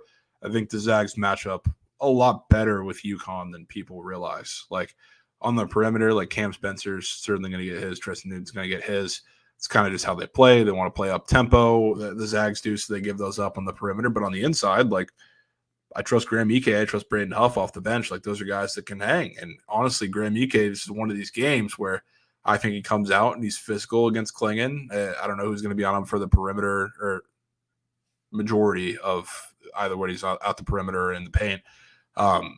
But I think he's going to be physical. I think he's going to cause problems. Somebody said foul trouble in the chat. I 100% agree. I don't think Klingon's going to really know what to do in a game this up-tempo. He's had troubles in that situation many times this season already. So I think this is going to be an uncomfortable game for UConn, and there's a reason why. After they have shown time and time again so far, except when they're on the road against Kansas, which nobody really can do, shown time and time in these big matchups early in the season that they're out for the test, and nobody believes in the Zags team. And I can't really come up here and say that I do either. But in this matchup specifically, where it's essentially a home game for the Zags, I think this is a really, really tough spot for UConn. Okay. I agree. I'm with you. Shout out Cam Spencer from Davidsonville, Maryland, right down the street from me where I grew up. Cannot believe that kid is this good at basketball at this point. Him and his brother, lacrosse legends, basketball legends. They've been bouncing around. Crazy stories. If you guys haven't heard about the Spencer brothers, tune in that game tonight. They'll probably be talking about it. I guarantee it. Unbelievable story. W Maryland guy. But tonight, we're fading the crap out of him. And we're back in the Zags at home, kind of at home, getting some points. I'm super blown. This is the only game they're playing this season at this big-ass arena. I wish they were playing in McCarthy. They're not playing in McCarthy. W transparency from chat. Thank you for keeping me transparent and locked in. Okay. Yeah, it's a little different, though, because they do it. They do it every year. It's not like they do it every year. They play there every year. I know. All right. This might be in that small-ass arena. I fucking bet. Might have to fade Big Cam today. I bet, bro. Might have to fade Cam Spence today. That should be the free. DMV legend. Oy. Okay. Can we talk about college games they put out for tomorrow? Potentially quickly for ranked games, but we might have to just give out a cheat sheet. There are a couple big games that we can talk about briefly. Okay. Why don't we go over the ranked games? Yeah. Okay. Can do that quickly. All right. I'm going to pull it up. We're going to pull up the top 25 ranked matchups here, guys. A couple spreads are out. Kansas is laying 5.5 on the road at Indiana. I know Indiana has magical powers at home. You've talked about how fraudulent this team is, though, Javon. You think Kansas rolls on the road? I do. So I don't like backing really any team like this non-conference on the road against a Big Ten team, but I think you saw a little bit of the blueprint of how to beat Indiana. I don't know if I'm going to get to the counter there with Kansas, but I'm certainly not getting cute with Indiana in this game because defensively, I think you're able to lock down on Indiana and make them one-dimensional, which can't really trust Kansas scoring, whether they're on the road or at home, because it's a majority Kevin McCullough or if Hunter Dickinson decides to show up. But defensively, I can trust them. So I'm cool with that. You rub out. cake. Shit. Honestly, won't even matter that much. They don't run the ball anyways, and Gibson is just fine. Okay. Also, W comment from JT. He's asking about the Michigan State game right now. You guys can read this. I'm not going to read it out loud. I'll look up the spread for this game, though, while you guys read it. I like your style, JT. I like your style. I don't know if I'm going to take the bait once again on the Spartans. They have been that bad, but they have had almost a week to prepare for this game after an absolutely hilariously embarrassing outing in that last contest where now Mike Izzo is threatening to play his son over 5 stars in the paint. I don't know if that's a locker room or clubhouse I can personally back financially with my hard-earned money. So TBD on that. But maybe after a beer on Saturday, my mindset might change because that line is screaming craps. You know what I like looking at those lines? You like the end? I do. That's a low Baylor total, and it makes sense. Good sign for Sparty too. Good sign for Sparty. Yeah, remember we were talking about this with the Seton Hall game that was at Baylor that the total was low and that one went under. That was 147.5. So we're getting 4 points lower, which again makes a little bit of basketball sense being Michigan State, but I think they make them a little uncomfortable defensively. It's like I don't know if I'll take the Michigan State bait, but I might take that under. It's at the Palace. Okay. Yeah, the Palace. All right. Some toxicity in chat. Love it. You see this? Going around. You see the line for your wagon down there? What, JMU? Memphis, Clemson. Looks like Clemson is a dog. Ooh. Give me the Tigers. I wish I could pour Elite Corset right now and take off the mascot head and put the other one on because I would. If I had them, I would. Say that the Tigers are winning that game. Go Tigers. Gonna have to go with the Tigers now. God damn it. Let's talk about Clemson all week. Guys, every time I give a Wagon Wednesday, they lose. So it's honestly a system play at this point. Okay. Yeah. Boots on ground for Purdue. Oh, my God, Fruity. I forgot you told me about that, you fucker. He's going to the best game of the season so far. Arizona, Purdue. That's going to be dope. I know he's going home for Christmas, and that's a local one for Fruits. I am extremely jealous and have an incredible time at that game, Fruity. Talking about that spread, looking at that, Purdue, a favorite against Arizona, who's undefeated and has looked literally unstoppable this season. But Purdue is at home, right? And Purdue is probably the second best overall team in the country. But let's not act like Arizona isn't perfect ATS. Okay? I want to fade. Give me Purdue. I'm going to put my money where my mouth is with Zach Edey back in this team, back in this veteran squad to change the narrative, turn the page, flip the script, and stop melting and folding like a Dollar Tree lawn chair like the Boilermakers do every season. This year could be different. It's our last chance. Zach Edey's don't grow on trees. You need a big-ass fucking tree to grow Zach Edey. This is Purdue's last real chance to win a natty probably for the next couple seasons. Got to be all in. And it's at the Pacers Arena. That's sick. W's. Still, again, kind of a home game, I guess. Indiana, I don't know how fucking far away it is. Honestly, that could be a little fruity nug. Talking about that. Let me know how far away that is from where they normally play or where the school is. Hour and a half drive. Okay. We can work with that. Chat. UNC Kentucky, holy smokes, this game is epic. Kentucky getting 1 point at home against UNC, a road favorite. Huh. Thoughts? Okay. I mean, UNC, I know Kentucky, was that 2 games ago, maybe like 2 weeks ago, that they lost at home to UNC Wilmington. It's a little surprised. I think this game's in Atlanta, maybe. I know it's neutral site, but wherever it is, I was a little surprised to see North Carolina favored in this game after dropping a big one to UConn. We were talking about that same UConn minus 5.5 spot in their last game, and it was a letdown. They looked probably worse than the final score indicated there. So, yeah, it is CBS Classic in Atlanta. Kind of lean UNC there. Strange. It's a strange game. I also lean UNC on the road as a favorite. I thought that was a little bit weird. So more than down to back them there. I think that's probably it for the ranked games with lines out, to be honest with you. There's only about a handful out right now, unfortunately. I'll tell you that Houston Texas A&M line looks large for a Texas A&M team that we were getting yelled at for not slurping yesterday in the SEC preview talk. Yeah, my brain must have blacked that one out. I can't believe I didn't touch on it. I think it's because I still biasly really appreciate and respect Buzz Williams. But that doesn't mean I wouldn't be willing to spike fade to make some coins because at the end of the day, money's green. And I would not mind laying it. And that spread is fat on the road, even if it's an undefeated Houston team. Yep. Yeah, I think that's a fake neutral site game, too. I think they're playing at the Rockets Arena, maybe. Another sneak neutral. Sneak neutral, but not really. Here. Yeah. Okay. Huh. Guys, make sure you're checking out the sneak neutrals, okay? Because I've been caught twice already today on the sneak neutrals. It sucks because the fucking thing I'm looking at for these games says they're at their actual home arena. So I might need to switch plats here. But that's a combo for another time. Ohio State doesn't make sense. Got to be the Buckeyes that Larry Bird's talking about. So yeah, line makes sense. UCLA is not very good. Yeah, they haven't been yet. And Ohio State has been a waggy. Yeah, Ohio State's looked really good. That could be a flip that MF game of the day where we see Ohio State come back down to earth and we see UCLA actually score the basketball. I lean UCLA. Yeah. And you know what game scares the absolute piss out of me, just like last week?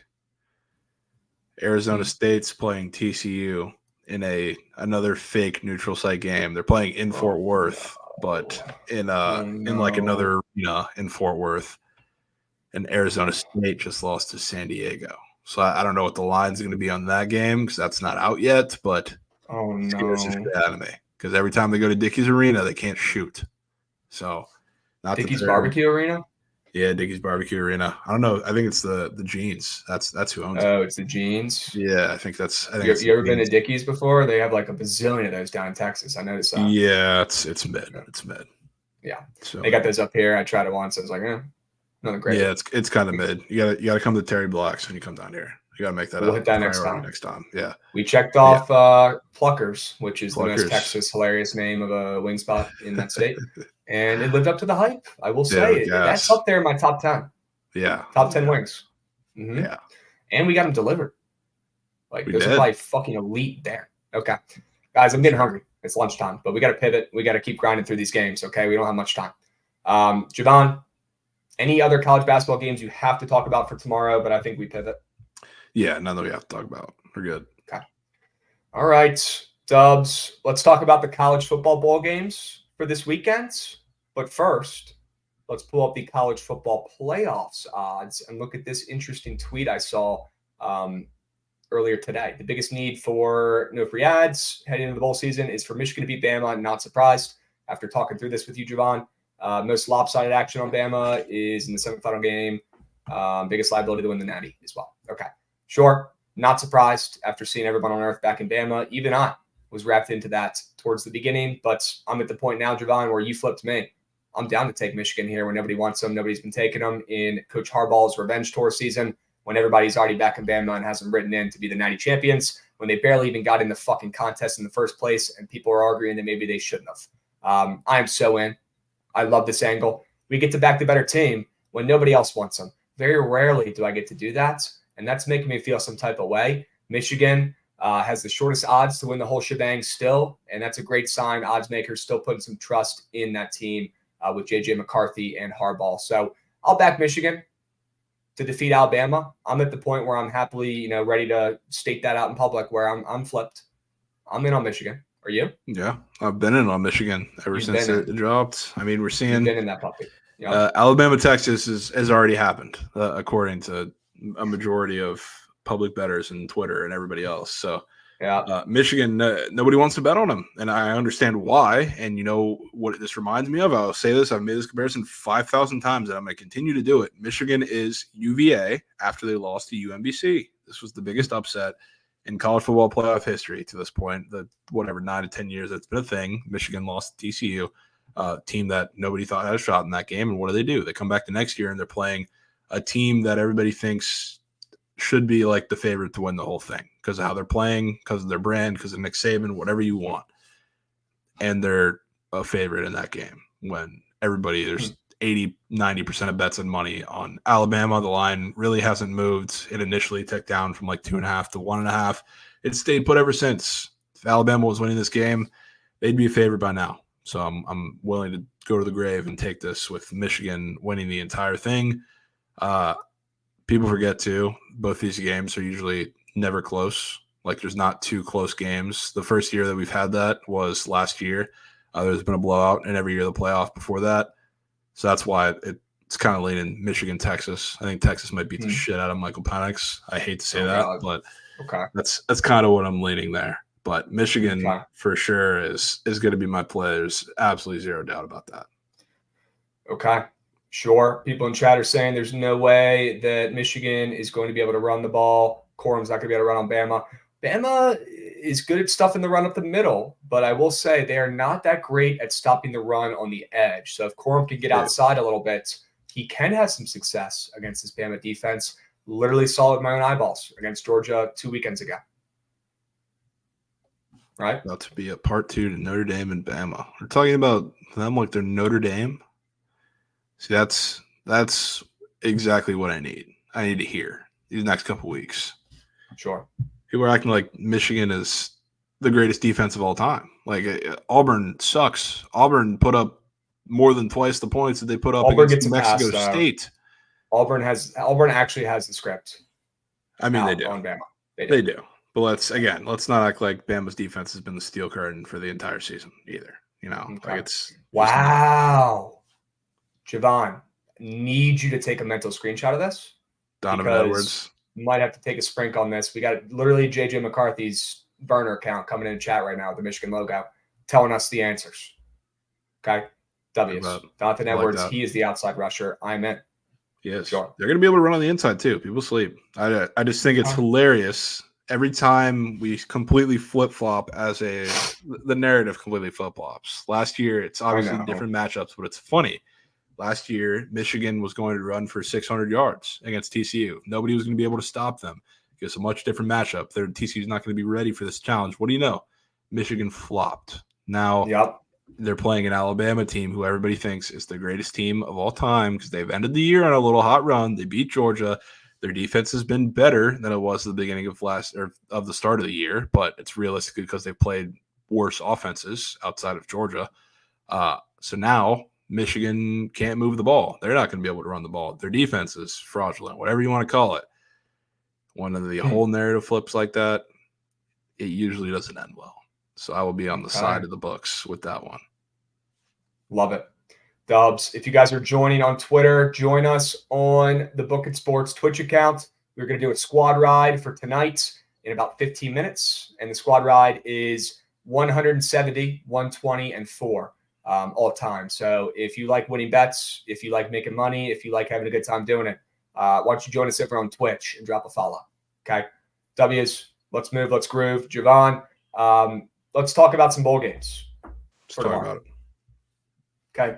Georgia Southern flipped from +2.5 to -3.5. Apologies. A lot of players sitting out for Ohio. I will be on Georgia Southern in the spot system play when the spread moves more than 4.5 points. That team covers more than 60% of the time in bowl games. That's how I bet bowl games, and it works. Might be the square strategy I have in any sport. I don't give a shit. It pays. Okay. And these kids, like, motivation is a big deal here with these games, Javon. Like, a lot of these teams have just packed it up and they're looking at what school they're going to next, especially with, the transfer portal being as big as it is right now. Like, look, I'm not fucking Kirk Herbstreit, okay, but I follow all the VT guys on Twitter. I follow all the beat reporters for the football team on Twitter, and every player who either hit the portal or made a big announcement stated in their graphic that they tweeted out the last 2 weeks saying, hey, respect my decision. I'm transferring, but I'm finishing the job with my brothers in the bowl game, like we stated. But every situation is different. Every scenario is different. Every team is different. Some teams have a coach leaving. Some teams have fucking star QBs sitting out because they're about to hit the portal and they don't give a shit about the season anymore.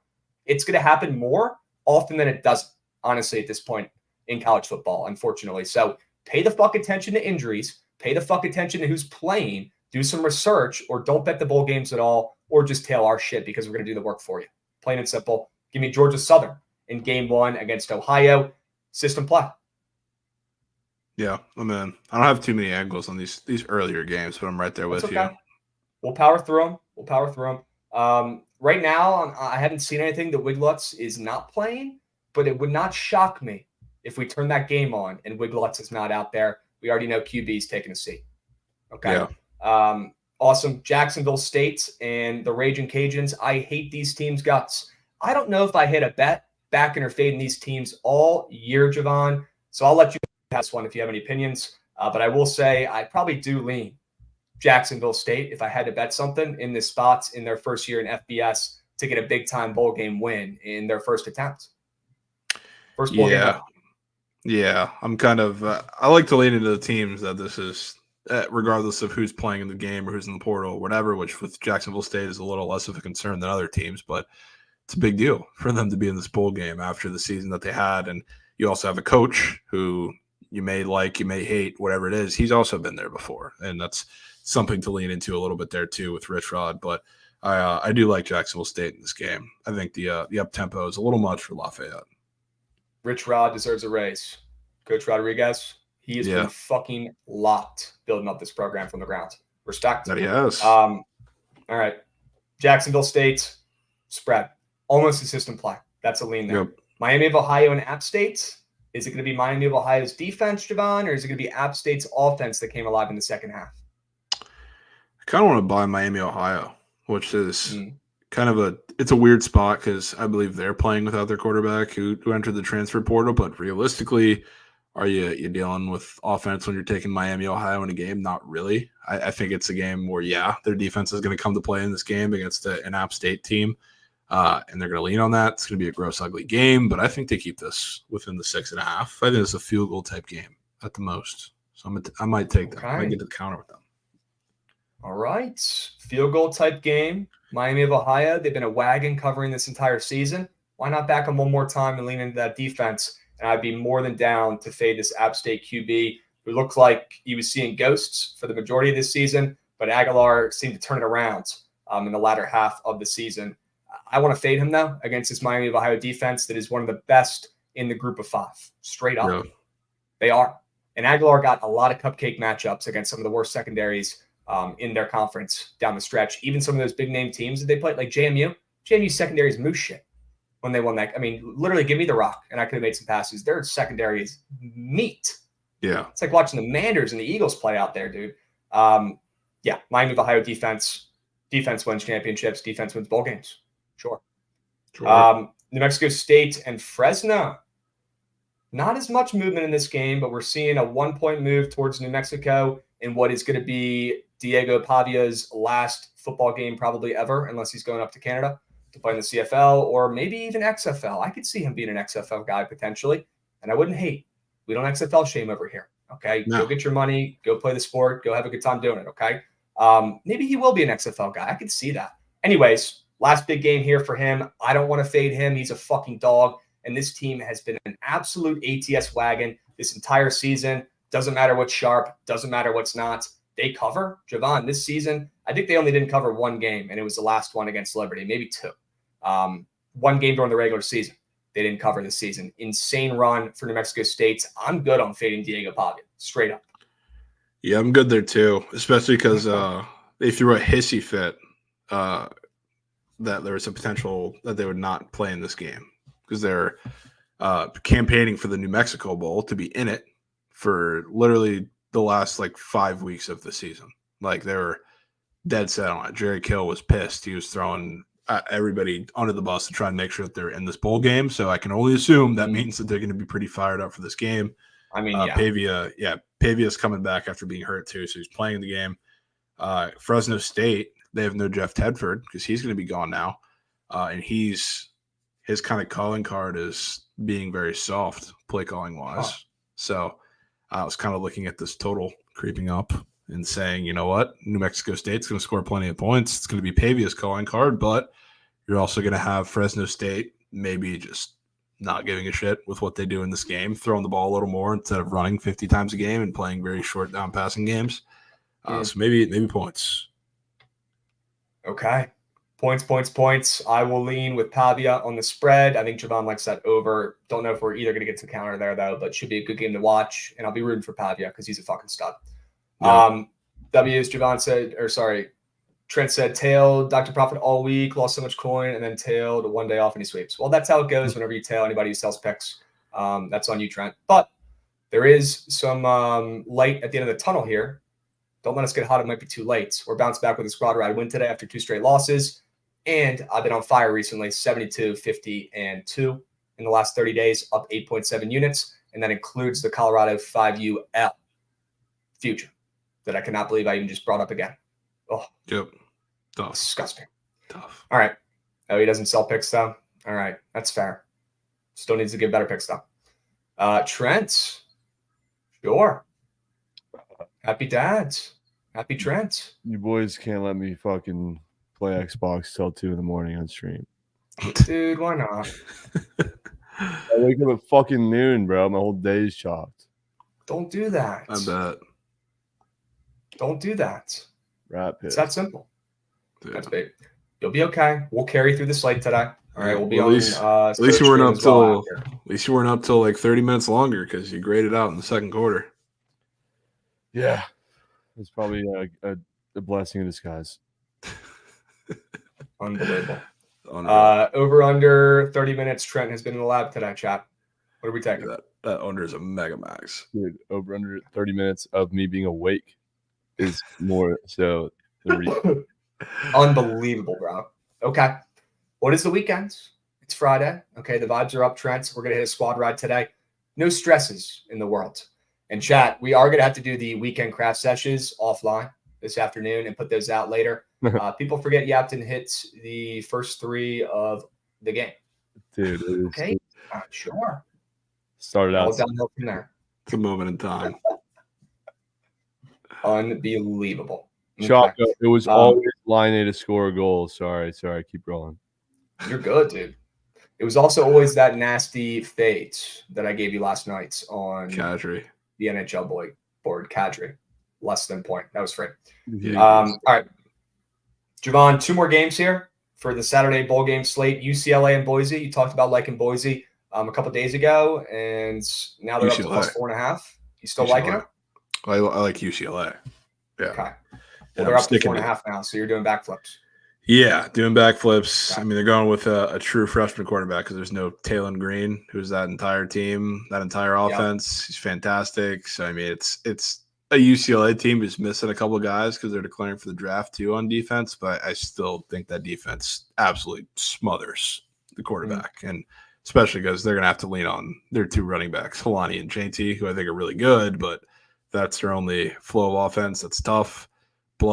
Big plus for UCLA. I would never bet on UCLA. I did it once during the season, but I would never do it if we had Dante Moore starting. Thankfully, he's gone, and this is the going out party for Chase Garbers. So offense is much better with him in there. So I'm going to take UCLA. That's one I will for sure be getting to the counter with. Okay, sure. Crab, Javon, can you peep Granlund on the Sharks? Can we take a peep at Granlund real quick?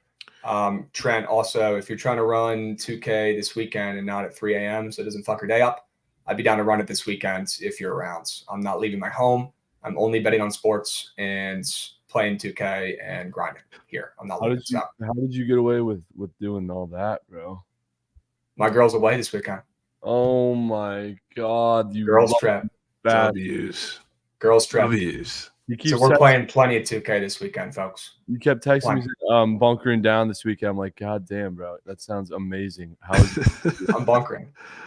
Trent's getting mobile, it sounds like. We'll see if he stops by. I'm going to the goddamn fucking stockyards. Fucking bullshit. Shit. You gotta do the holiday festivities. You gotta get the flicks, you gotta get the drinks, the hot cocos. I got at least another week. I'm chilling. All right. Well, Chad, I'm going to fire something out this weekend, and I'll obviously invite everybody to drop through, but we'll see. Definitely getting Len Bong active, and we'll see where we end up. Okay. Dubs, Javon, NBA, NHL. Actually, we got Cal, Texas Tech.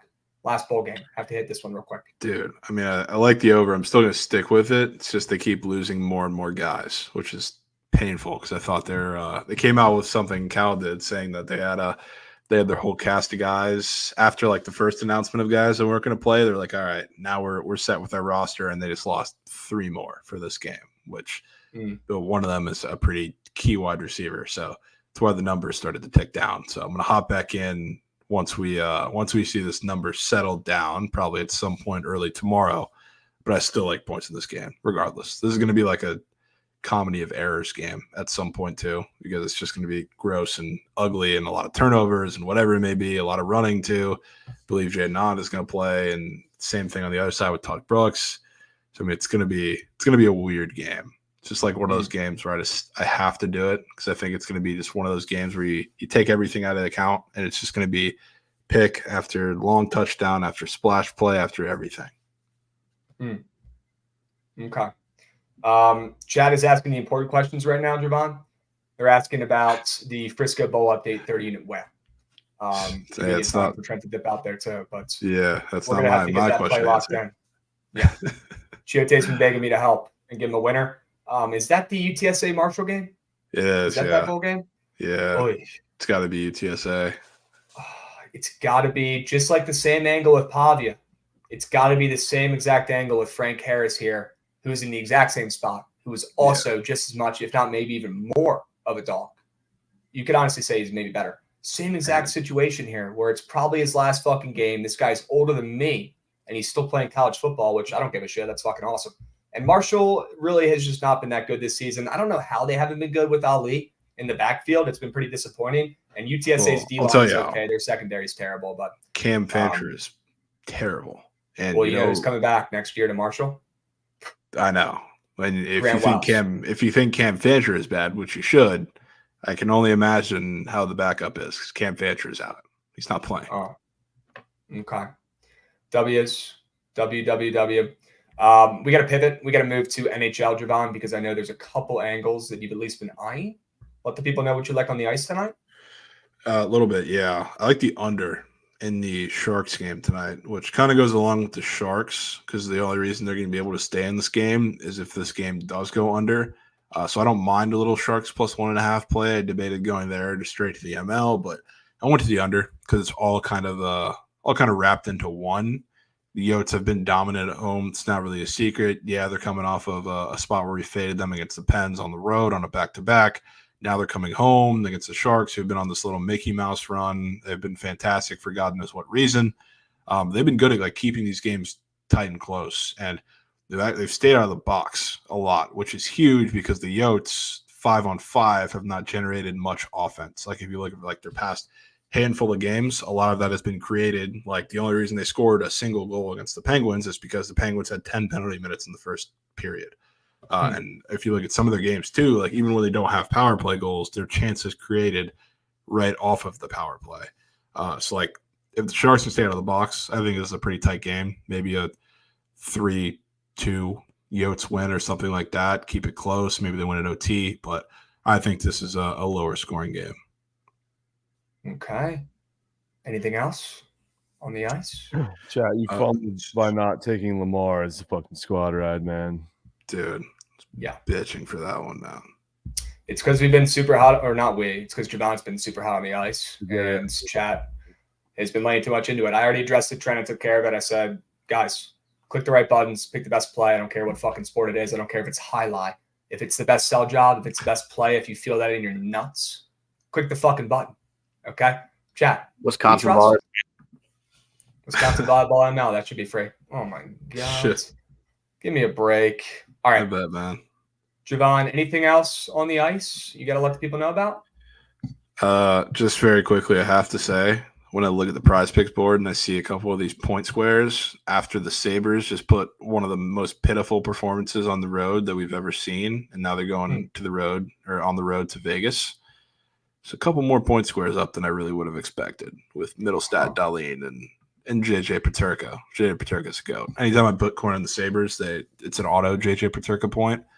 But I'll tell you what, I don't think they're putting together the same performance that they did in Colorado. So I was considering taking their team total over or just the over in the game. But I think we get more Sabres goals. Okay. Sabres points, Sabres goals. Love to see it. God, my heart hurts after that Panthers 4-0 loss. I just feel like I got bamboozled there. I really did. I feel like I got absolutely played for a fool. We got to bounce back today with the squad ride winner. Right now might be the time. Javon, what is this? I just want to talk to him. I just want to talk to him. Yeah, bro. Unbelievable. Unbelievable. I bet. Really is. Oi. Pitch Cake Juventus ML 245. Do the Tigres play tonight, chat? Anybody know if the Tigres play tonight? The goats. Let me know if there's any save squares up on Prize Picks. If you know, you know. All right. Javon, we got about 5 or 6 more minutes. Let's dive into the squad ride. Goots, run that shit. I want to see the train.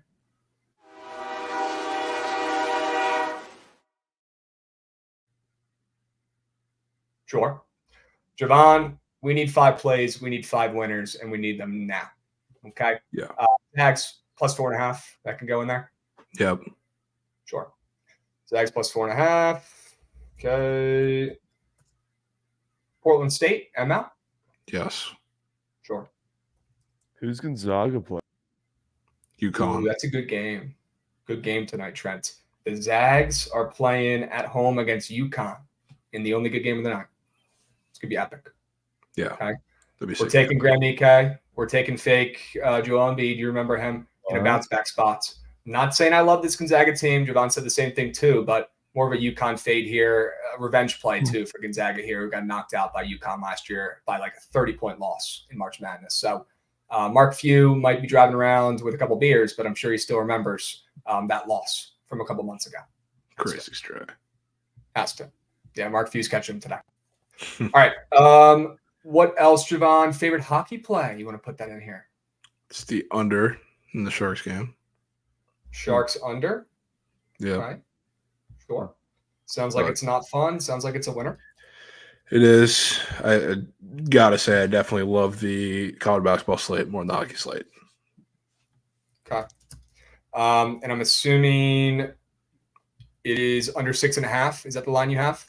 It is. The hockey game? Okay. Yep. Good. Let's pivot back to college. All right. So we've already got Gonzaga in there. We could put the Mount ML in there as a juice piece. We could put NoCo in there. But NoCo's looking down for funny. NoCo. NoCo. Okay. Plus 21.5. Jesus. And then one more Geyserman. Chat, what is your favorite play today? Let me know. Go. What is it? Javon. Anything we're missing here, bro? Trent, any whales you want to let the people know about? I got nothing, bro. That's okay. That's what we're here for. Not long. Javon, I got the wrap it series. up here. What do we like? Spurs Spurs. spread against the Lakers. Yo, wait, Javon, thoughts on this Rockets-Grizzlies matchup again? Second matchup in the last, 3 days, and it's a much shorter spread. Mhm. Ooh. Mhm. I was looking at that one earlier. That looks like a little BCL play. It does look like a little Memphis get back spot here. Mhm. Does just maybe a little bit. We were hurt the other night. Houston's on a 4-game win streak, 4-game cover streak. We know this game means more for these two teams. We know they absolutely fucking hate Dylan Brooks' guts on Memphis, and I'm sure they will be looking to get some revenge here at home in a sharp spot, in a short line, moving down from 5 to 3. Let's put the Grizzlies in here, Javon, as the 5th piece. Why not? Trent's getting sharp. I'm down for I'm that. in. Good shit, Trent. All right, Memphis plus 3.5, folks. 5 plays, 5 winners. Hurry the fuck up. Go. Click the right buttons. Click the right winner. Okay, we need one after 2 straight L's, chat. We're not making it 3. 5 plays, 5 winners. Zags plus 4.5. Portland State ML. San Jose, Arizona under 6.5. NoCo plus 21.5. And we've got the Memphis Grizzlies plus 3.5 in the association. Get your votes in. We've got 3 minutes. Hurry the fuck up. All right, if you're in YouTube, come over to the Twitch real quick. I don't care if you watch on YouTube, but if you want to vote in the squad ride and be a part of the team, come over to the Book It Sports Twitch and get your vote in. Hurry the fuck up. Go. Grabs, because do we possibly go back to the well? Brooks plays better on the road and is now back in Memphis, unlike last game, by the way. Yeah, well, people forget he had 9 points in the first quarter and couldn't get 4 more, I think, the rest of the game. If you make me take it, if you tell me it's hitting, I will. But I'm not in a rush to. Fuck that. I kind of want to take it. Kind of want to do it. I'm in. We got Anth V coming in hot with a subby, 11 months. Hell yeah, bro. Hell yeah. Almost a year. Javon, we will not rush the college football squad ride. We will post a tweet tomorrow in the AM with our favorite plays early and let the people vote like we do for NFLs, if you're cool with that. Yep. Does that sound good? Down. We've got a lot of work to do this afternoon. Okay, no fun. Clear your schedule. We got a couple lays for the weekend to craft up and a couple ATS parlays, a couple squad rides to get in order, a couple cheat sheets going, chat. What else do you guys want? 5 guys will be done today. Okay. Hail Mary will be done today, this afternoon. We don't want to rush it. Also, I have to make a call for King of the Board. People forget. You do. And I Yeah. literally forgot about that until right this second, and I'm a bozo. Plus chip. Now I have 1 minute to add a plus chicken play, and I don't know what the heck to I take. feel like a pretty obvious options on the board here. I mean, yeah, I guess Gonzaga fucking money line would be the play, but as they win the squad ride at the same exact time, what could go wrong with that? Could also get weird and maybe take like a team and alt line or something like that, but the options aren't great. All right, I also went on record that I'm on the over in the Pacers and Wizards game, which is the highest NBA total ever in NBA history, up to 260. I'm on that over tonight in the association, along with Northern Colorado and the Zags, and Javon has the Zags, Portland State, and the Arizona San Jose under 6.5. Don't want those getting swept under the rug, and the Zags plus 4.5 on the squad ride as well. I might have to go Zags. What you got, Zags or Grizz? Those are my 2 options, Javon. Not St. Mary's alt line or the Zags ML, or I could take Zags like plus 2.5 at fucking. Yeah, plus you could buy 20. it down like a point or so. Beat the system. Yeah, I don't know. I felt it in my nads with the UNLV first half. I knew that shit was hitting when I said it. This one just, I don't know. Sketch. All right, I'm going to figure out what the number's at and figure out what the spread's at, but I'm going to buy it down for Gonzaga, Javon, and try to get him to plus money. So stay posted, chat. We'll post the graphic after BT all day, but I will be rolling with the Zags for King of the Board tonight in some capacity. So stay posted. Trying to go 3-0 and pull off the comeback of a lifetime. We'll see if Javon can get a W, though. Okay? We'll see. Awesome. Javon, we've got winners for the people to craft up this afternoon, but we do have a squad ride for them to lock in tonight. We're taking the Zags. Late night take me own piece. Graham Ike, fake Joel Embiid. They get it done. Grab the points. We might need them. We Okay? just might. Chat, we'll catch you guys tomorrow. We'll catch you guys on Monday. Same time, same place. And maybe we'll even fire up a little weekend stream geyser. If you guys are nice, okay? If the engagement's good in Surge Stream and chat, maybe we'll fire up on this weekend. All right? Just maybe. We'll catch you guys next weekend. Next week, we'll be seeing. We will.